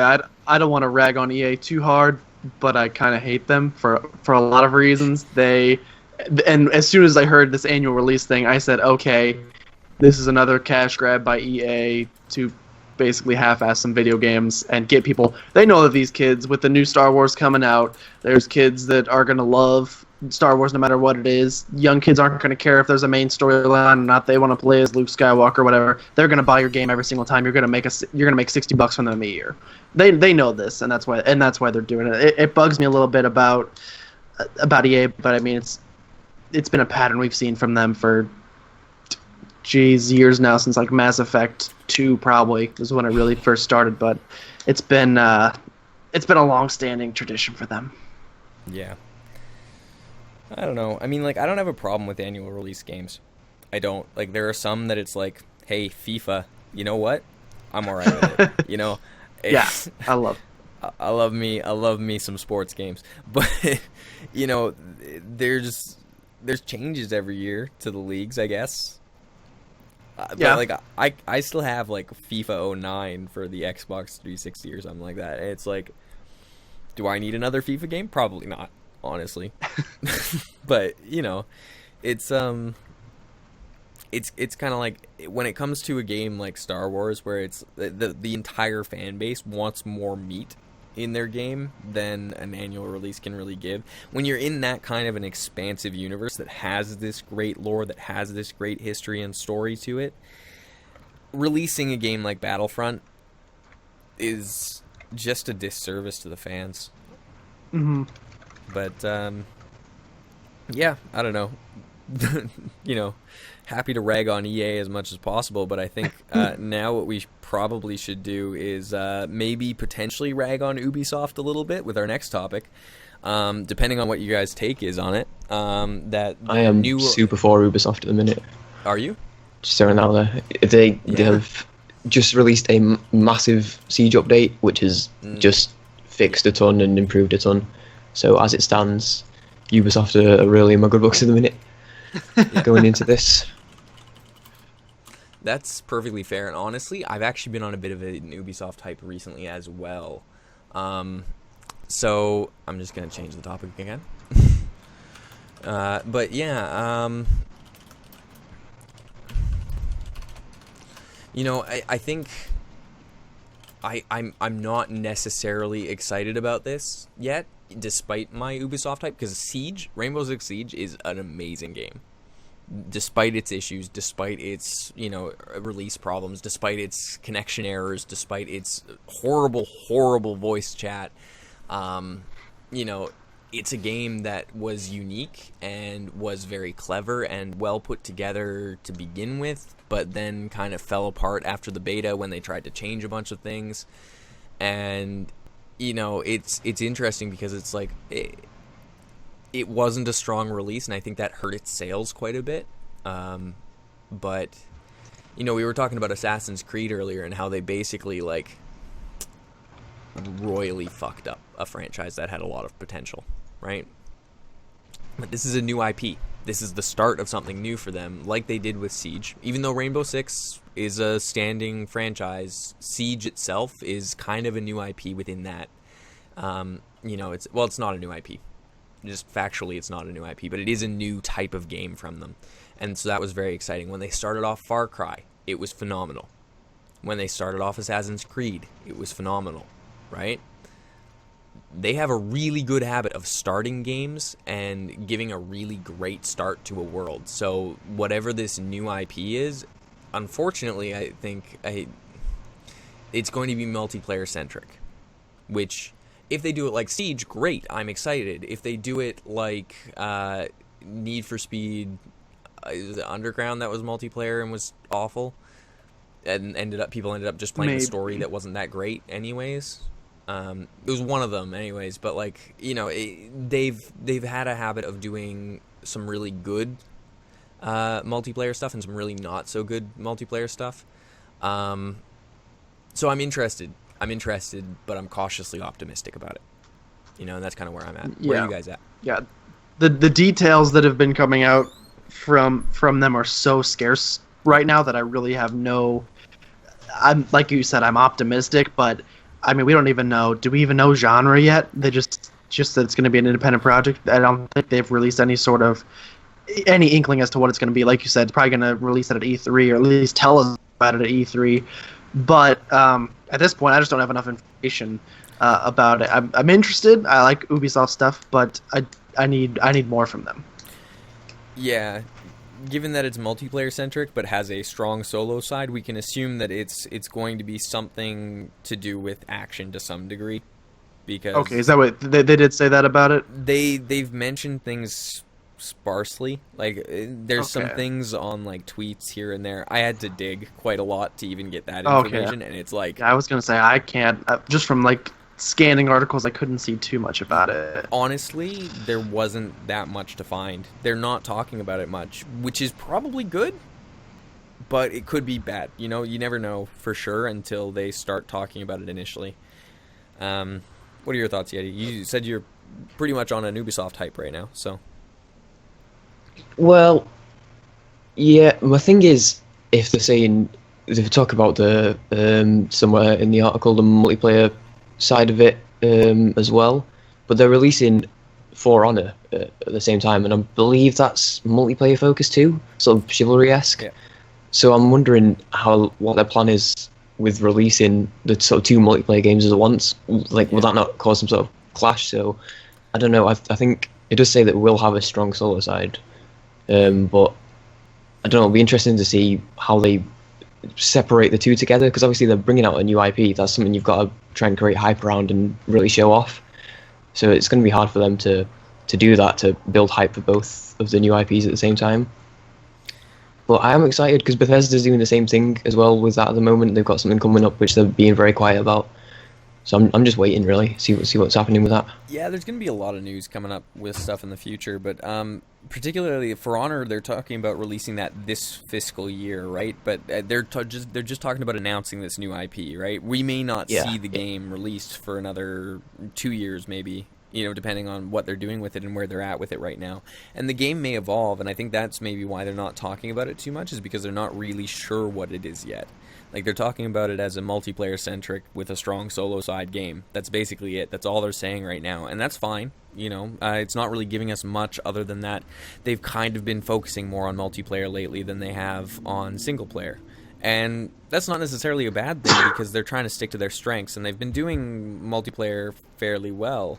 But they used to be a very like story-focused group, right? With Assassin's Creed and Far Cry, and they tried with Watch Dogs, but Watch Dogs kind of fell flat on its face, and that's where they kind of made the turn into doing multiplayer stuff, and they did some things fairly well. And I'm very interested in For Honor, just to speak about that for a moment, because I really like Chivalry, and I really like that kind of game, so I'm interested to see what they do with For Honor. But yeah, this one I'm as I said, I'm cautiously optimistic.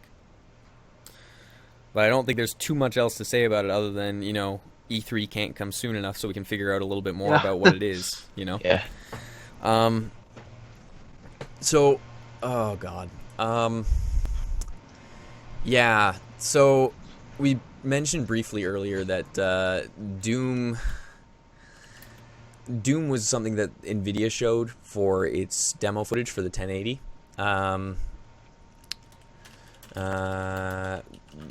They did not release any review copies at all. And I'm just going to quickly post a video, actually, into the feed here. If you guys want to take a look at it, I recommend doing it later. I'll give you a brief rundown of what the video is.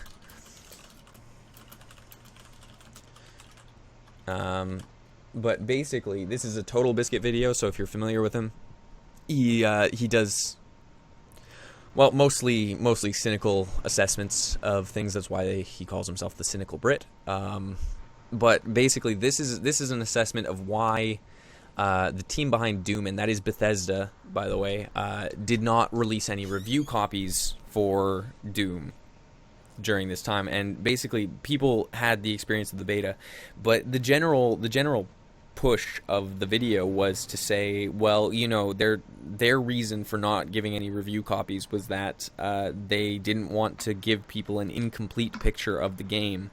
But his argument, and I think he makes a very good point, is that you already, because you had a beta with the multiplayer, you've already given an incomplete picture of the game.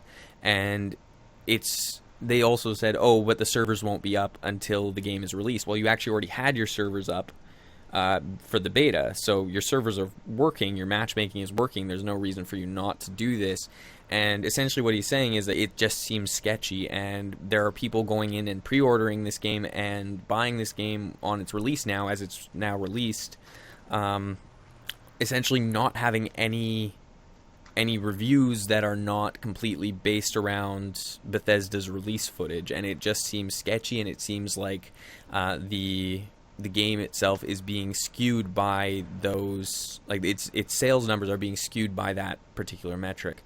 And it's a fair point that a game developer should be wanting to share their game early, and so people can get an idea for what it is if they're wanting it to be well received and have a popular view after its release. But I mean, admittedly, we're on YouTube, and that's kind of our deal. So if we're a little bit one-sided on this, I won't be too surprised. But I'm interested in what your guys' takes are on this and where you're coming from with it, because for me, I pretty well agree with the video, though I do have some other concerns. But yeah, I just feel like as a company, if you were if you were going to be confident in your game to be a successful game and to be one that people would enjoy, you would give people review copies, because without even having to pay them, they'd give it positive reviews. To skip that process altogether and to actively say you guys release copies, just like you said, it's sketchy. It's like there has to be some glaring problem with the game that they don't want people that will review it to easily find out, that they don't want those people telling the general public before it's released. So yeah, it's sketchy to me. Yeah, I don't really have much to say beyond, I feel like Biscuit pretty much covered it quite well, in that he sort of said about what reason do they have to do this? It's sort of think, why don't they want you playing the game? What are they trying to hide and all that? But I sort of think that when you look at Bethesda, they don't really have anything bad to the name. Obviously, people, really dislike EA for them the money grabbing reasons and all that, and the people have a lot of problems with the sort of the COD group at the moment because they don't listen to their community. But I feel like Bethesda are at a good point where, for the most part, people are pretty okay with them, and this just seems like a bit of a risky thing to do for them to be trying to sort of just do anything bad like this, move it away from the reviewers. I think they sort of need to take this opportunity to stay on everyone's good side, and I think this isn't, I don't see what they're getting out of this that would weigh against them going against the community in this way, but I don't know. Yeah, I think that's a reasonable assessment. I mean, my big concern is, well, okay, they're not giving out review copies, but they've allowed people to play in the beta. So is the issue with single player then? Are they not confident in their story? Because they're clearly confident in the multiplayer. I mean, they allowed people to play in the beta, but yeah. I mean, the Doom universe has a great amount to it already. So what's the issue? Is their story mode not very good, or are they genuinely just wanting people to experience the story mode for the first time themselves? I mean, in a way, like, it doesn't make sense that they would be hiding anything necessarily because they already had the open beta. And so that's, like, my concern with this is, what could they possibly be hiding? It's not that I don't think that they are hiding. I think they probably are hiding something to some degree, but I'm wondering, what could it possibly be? And is it to do with the story mode? Is it to do with, like, the UI? Is it to do with, like, what does it have to do with? What are we dealing with here? And I want to be able to know those things going into it. But I can also understand if it is genuinely that they just want people to experience the story mode for the first time, then give reviewers, like, the beta stuff continued on to release and let them show the multiplayer. Like, you don't need to completely release the game to them. You can just say, okay, here you have this exclusive beta stuff. Yeah. Go. I mean, isn't that Dark Souls 3 did that kind of, they didn't want people to just reviewers to play through the entire game, so I think they gave them, like, a pre-release version, which was, like, up, like, the first third of the game, essentially, something along those lines, if I remember right. Not to give spoilers too much, but it had up to one of the bosses around Flame Keep. But okay. It had everything in the game, but what they did is they just had an embargo on everything past that. And so, like, the pre-release version of the game was easier from Software for Dark Souls 3, so, like, it was just easier for reviewers to play through and show a little bit of the game. So you didn't die every 2 seconds. Yeah, but the whole purpose of having the cap at that certain point was, like, okay, yeah, but as a player and as a YouTuber, you can go through so that if you want to play this through as, I already know what's going on, let me show you, you can. You could have played through the whole way, you just couldn't release anything past the Abyss Watchers, I think is what the boss was. Not to spoil too much, but, so it's, like, they had it in place where they set up contracts and stuff, and it's not like, as YouTubers were above signing contracts, so Bethesda could have done that with Doom. They could have said, okay, you can do the tutorial.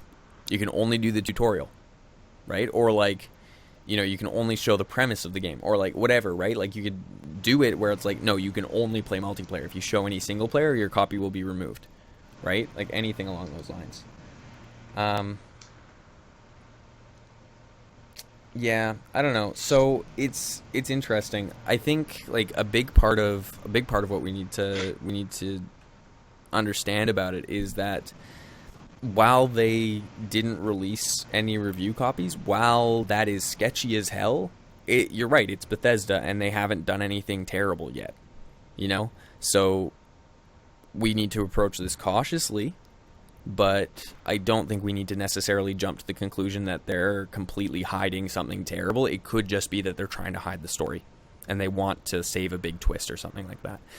But to approach it without any cynicism and without any critique would be silly. And I think there's a lot of people doing that, and I think that's a mistake. But I think that's pretty well all we had on the docket today, other than... Ooh, right. Upcoming games we're excited for. This is something we need to talk about. So, let's start with you, Yeti. What are you hyped for? Okay, well, nice. Worked on that one. Something which I came across. Sorry The about force that. is Go strong on. with this one. Last week, relatively recently, is a game which I've forgotten the name of again. I had it in my head before and it's gone. Hold on. Necropolis, there we go. Necropolis, and what it is I saw it in a video about roguelites, and it's a roguelite, but based around similar sort of gameplay as Dark Souls, essentially. And I mean, there's not much more to it. That's sort of the idea of it is sort of third person, that sort of combat-esque type thing, but in the form of a roguelite. And I believe it comes out sort of later this year. But yeah, just sort of give it a mention. That's something which I sort of, from watching it got me excited enough for it that I want to play it just from watching the trailers and seeing the screenshots, and it's already grabbed my attention enough to want to play that. Yeah, I'm showing it now on the on here. The screen region though is being done, so I have to move that one moment. Okay, okay. So I'm looking at it now. It has a really like a super interesting art style too.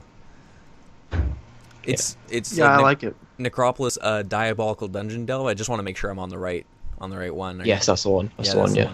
It looks really cool, and like, yeah, it's like their tagline is an addictive blend of third-person action and procedural dungeon delving, which is basically, it sounds like Dark Souls and Isaac combined, which I think is up all of our alleys. So Yeah. that's pretty cool, and it's like $30. Yeah, it's 33 Canadian. So, damn you, Canadian dollars. That's my life right now. Everything's super expensive. But no, that actually looks pretty cool. I'll play the trailer again a little bit. The atmosphere is really cool on that game. Have you seen anybody try it out or anything like that? Because it says it's available this summer, right? But we don't have an actual release date. No, I basically saw what was in the trailer, and I saw the video I was watching was like top 5 roguelites or something along those lines, which I could try and link in the YouTube bod if I can find it later on. But he had some gameplay, but he didn't really go into detail of where that came from or anything. Right. Because he was talking about other games, other roguelites, which also, no, it wasn't roguelite. It was Souls-likes, and he was talking about other Souls-likes that hadn't come out yet, and he seemed to have been able to play all of those. So I don't know where that had come from, but I believe that there are some people out there who have played more than just what we can see. But as far as the public goes, I don't think there's really much out there beyond what's on the store page, unfortunately. But it does look good, though. Yeah, it looks pretty interesting. If I can find the... I'm into this. I'm looking into this, and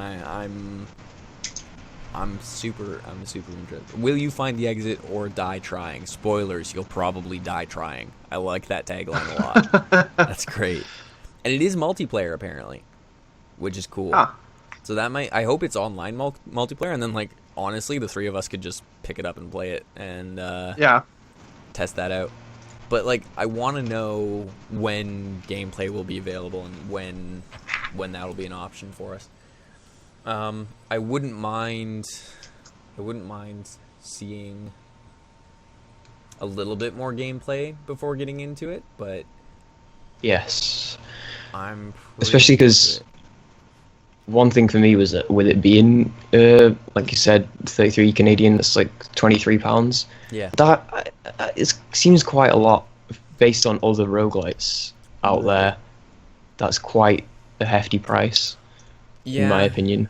It's not cheap. It's about double most roguelites from my perspective, but because it's kind of a Souls-like as well, I sincerely hope there's a large amount of story to it and like a lot of expanse to it. And if that is the case, then I think it's probably worth the $33. So, I can't complain about that, but it's also like, I don't know anything about it yet, and so while I'm excited, I'm not necessarily sure what I'm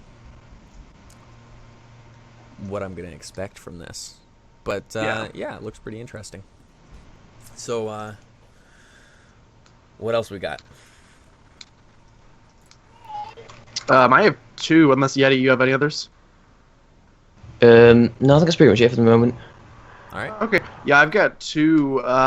One we kind of talked about a little bit before the podcast. I believe it's called The Skies. It is. It's a game that's in very, very, very early alpha right now. I tried to play it the other day, and I got glitched in a fence while finishing the tutorial, so obviously a lot of bugs to fix, so that's kind of the biggest criticism of it right now. But it is definitely a game that has a lot of promise. It's essentially like a combination of pretty much all the successful games that are out there. It's a kind of like a survival MMO Fallout, if you will. I think that's the easiest way to describe it. It's got RPG elements. I mean, basically the beginning interface is almost exactly like Fallout. You've got stats like strength, endurance, intelligence, stuff like that you increase to affect your character when you build them. Then you've also got skills beyond that, like lockpicking and stuff, security. So it's kind of a combination of a lot of RPGs.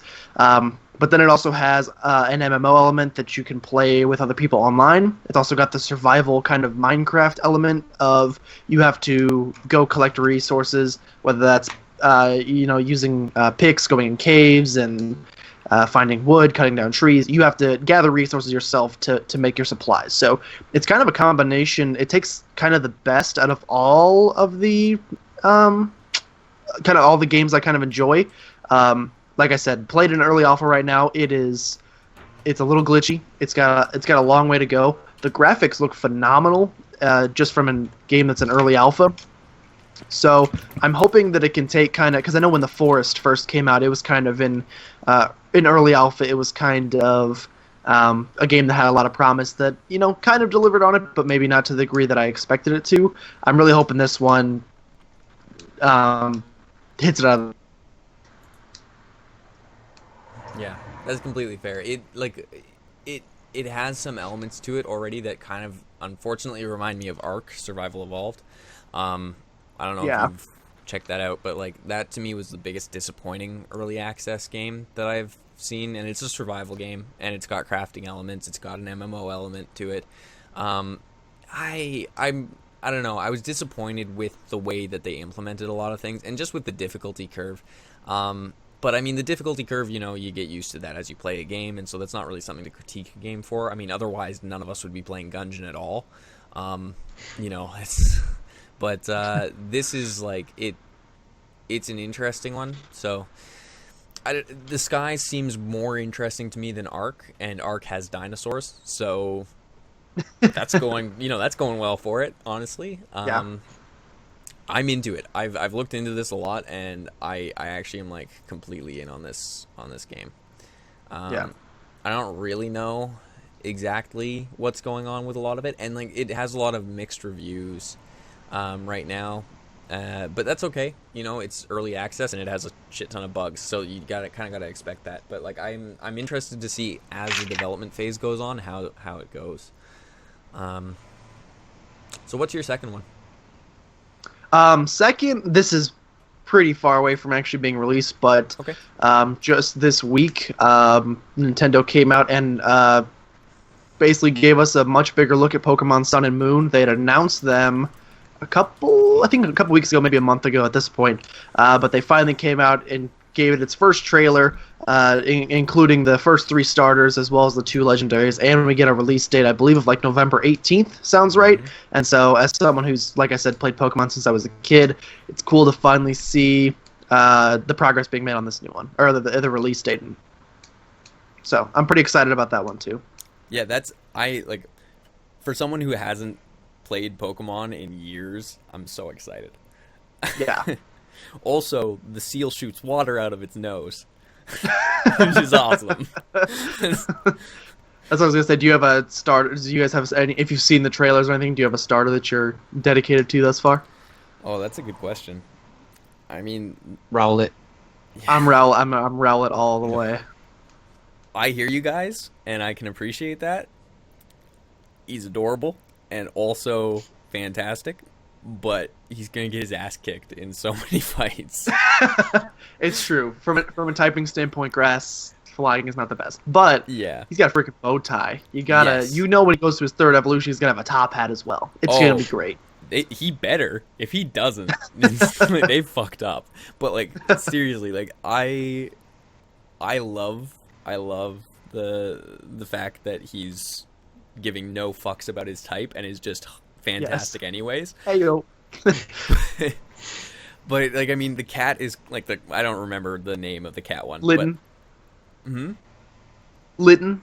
yeah, that one. L-I-T-N, yeah. Yeah, gonna be probably the strongest of the three, Yeah. but like Based on, I know he's just a plain fire starter starting off. I imagine, Yeah. like, just based off how it looks, it's probably going to end up being a fire. If I had to guess, fire dark.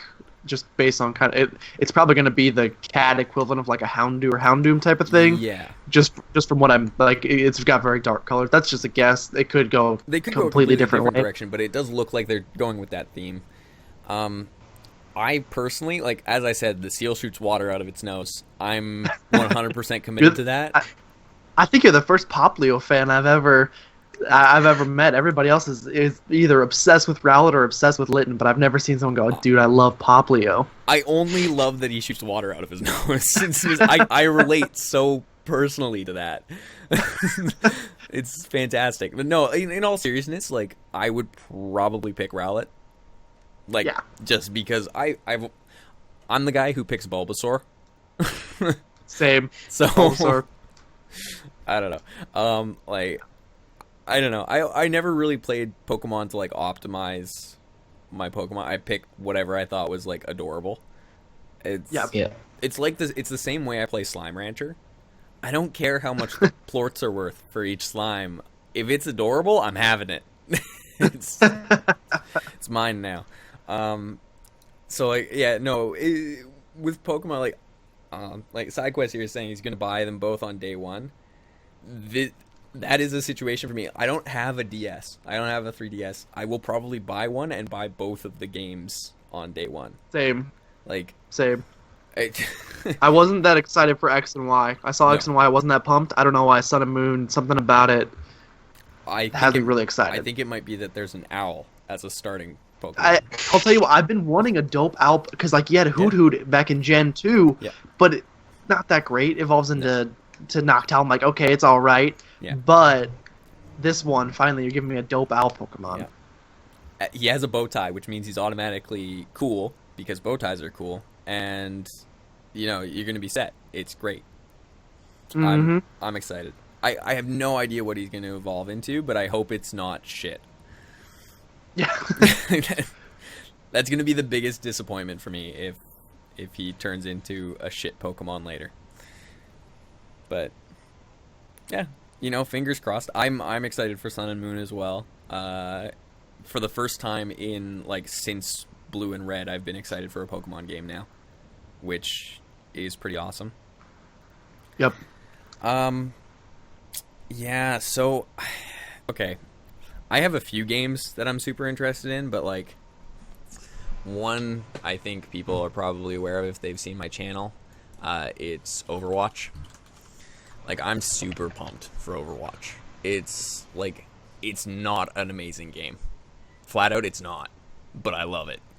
And like it's a ton of fun to play. It's like it feels like Team Fortress 2 all over again, but like with a lot more to it and not just hats as cosmetic stuff. So like I'm really into it.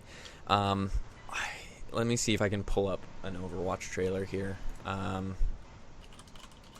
Because like if you haven't checked it out, you should. Yeah, let's screen region that. Oh, the joys of not doing this beforehand. But yeah, I actually didn't play the beta, but I have a ton of people who played the Overwatch beta, and they're raving about it. So it's definitely a game I'm going to take a look at. It's there are issues.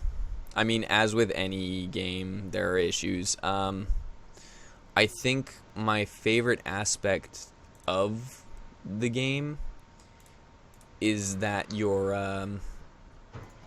Hold on. Edit. That needs to not be there. It also needs to not be on this scene. Well, whatever. It's going to be over my face. You guys can enjoy the view of it over my face. Anyways, so this is like the laziest production I've ever done. I'm sorry. But essentially, like, there's a whole lot of story behind it too, but like the general gist of it is that it's a multiplayer shooter where you can jump around and try and control points on maps. You shoot people, you try to survive, you build teams around it. It has kind of a MOBA element to it. It's super entertaining, which is good. It is not worth $40 as far as I'm concerned, but that's what they're charging for it. Which is fine. You know, they're entitled to charge what they think their game is worth, and it may be worth that in the future, but right now, with as it was in the beta, it's not worth $40. So I'm interested to see how it develops as they go. But like initially, it's going to cost $40 and be essentially Team Fortress 2, which you can play for free. So, Yeah.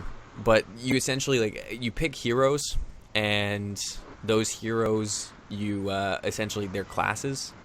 So like it's kind of like League of Legends in that sense as well, but you are kind of trying to build a team around either taking or defending an objective. I don't know. It's cool. It's interesting. It's a little different, but it still has like a lot of the tones that you would expect normally. I'm just gonna take the trailer off there. You know, it's fine, but I'm excited for it regardless. I think it's a ton of fun. So, you know, take that with a grain of salt. But it's a Blizzard game. So, you know, there's a lot of production that's gone into it, and they're always going to be releasing new stuff for it, so I don't really have a problem with the premium price. But will I buy it? I don't know. Probably. It depends. Finances are tight at the moment. I think when I can, I will, because I think I enjoyed it enough during the beta. I played the shit out of it in the beta. I played like 50 or 60 hours during the beta. So, yeah. I had fun with it. I even got my girlfriend playing with me, and she has like an absolutely terrible computer and like hates FPS games, and she was playing and she was enjoying herself. So, I mean, it's fairly accessible, which is good too. Have you guys checked it out at all, or like? Just for like I said, from what I've heard from friends, but I kind of got the same TF2 kind of vibe. Mm-hmm. Yeah, I watched you play it a bit actually, but I was planning on playing the beta, but my dongle was broken last weekend, so I just like completely missed that, unfortunately. Yeah. But I was wondering, does it have any microtransactions in it at all? Yes, but they're not necessary, and you can unlock things completely organically. But the microtransactions aren't actually activated yet, and they weren't in the beta, so I don't know the costs. I don't know anything about it other than that they will exist in the game, but it's completely aesthetics. It's not going to be pay to win at all. It's just for skins. It's just for like tags. It's just for things like that. So, you know, kind of whatever about it. It's not going to change the game. Yeah, that's. I like that because I know that there's a MOBA floating around at the minute called Paragon, and their sort of idea for it was that they would sell the game for, I believe it's £20, and then everything else is like you can unlock it just through playing the game. Yeah. And I think that's a good way to go about it in my opinion. It's fair, and it means you don't have to spend all your money on one game. So I'm super for that. Yeah, the issue I have with Paragon is that it's you take your cards into the game sort of, and like that's your equipment loadout. Is that right? This is the right game? I believe so. Yeah. Right? Yeah. Yes. Yeah. Yeah. The issue I have with that is that you're just not able to customize beyond that, like in game. Like you can't adapt very much. But it's an interesting concept, and like how they go about it, I'm interested to see as well. With Overwatch, like there is no aspect of that. There's no strategy aspect as well. Like in that level, so like there was no opportunity for that, and that's actually one of the things with Overwatch that I wish there was a little bit more of. Like you could, I don't know if you guys have checked out Paladins at all, but it's essentially kind of a similar MOBA style game and things like that. In my opinion, it's a way better game than Overwatch is. Just a side note there, but if you have checked it out, basically like you kind of plan your champion loadout before you go into the game. But you can kind of like base it around like what the enemy is doing as well. It's interesting. I really like that game in particular because you can level up certain heroes and then you get more things unlocked for that hero. But like it doesn't necessarily completely change the game. It's just more like you unlock different abilities for that hero. So it's interesting that they did that in that way, and it's kind of like you play the hero the way that you want to play it, and it's kind of like I don't know if you guys have played League of Legends, but it's kind of like the runes system in League of Legends, which is just like they make alternately small changes, but you can kind of like it, you can optimize it, but you don't need to have fun and like to play the game well. So I kind of like that idea. And with Overwatch, like I mean, I think they just wanted to avoid all of that and just have it be just straight, you're playing a champion. They have a set thing that they can do. You can build your team around that, which is all right. But there is a certain level of strategy that's missing from it. But that makes it much more accessible, and so that's actually, it can be a boon and a bit of a curse at the same time.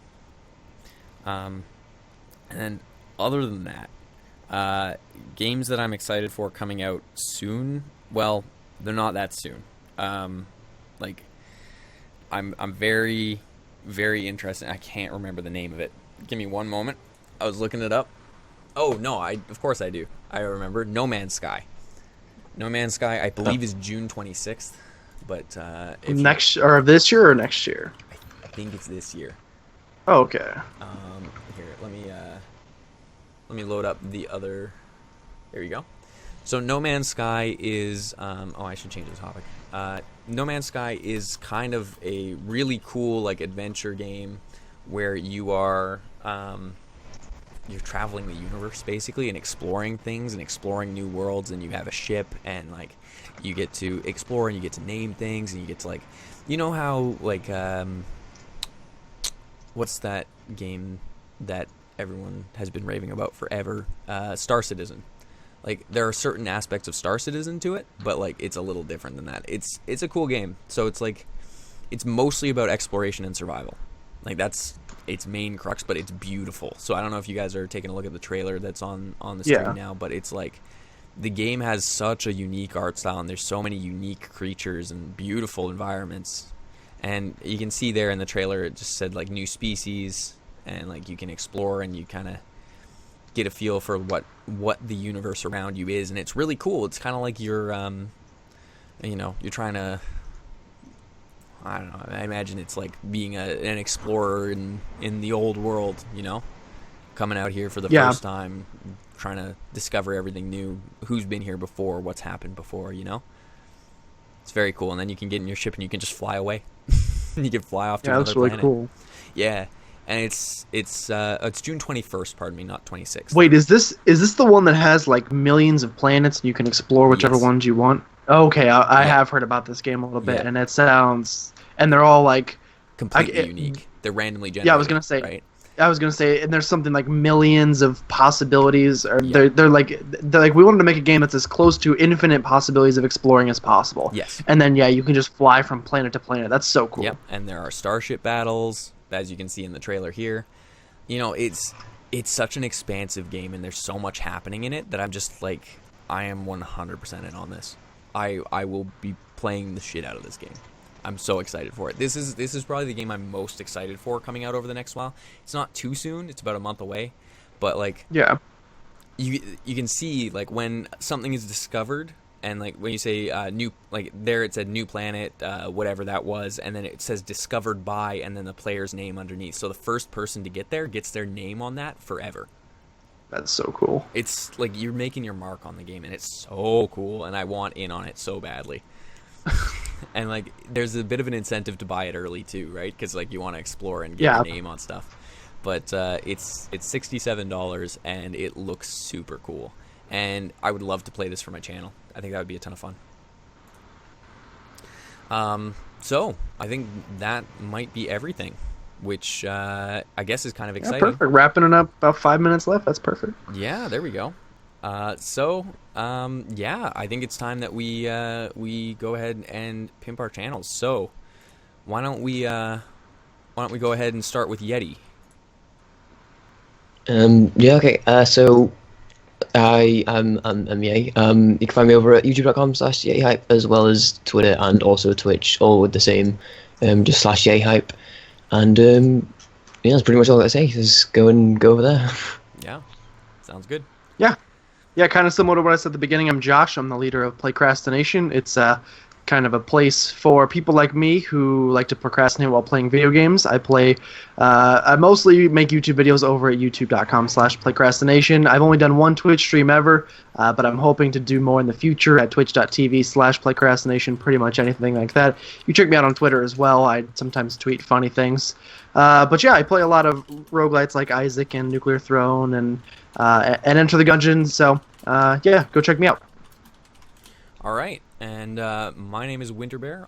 My name is Will. My channel is Winterbear, and you can check me out over at youtube.com/WinterbearGames if you want to check out simulation games, RPGs, basically whatever you want to take a look at, FPS games, I play it. So if you're interested in it, if you're interested in a particular type of game that you want to see me play, strategy, whatever, if you have a game you're interested in seeing me play, let me know, and I will take a look at it. I might be doing that. So I guess for now, the best thing I can say is thank you very much to everyone for watching.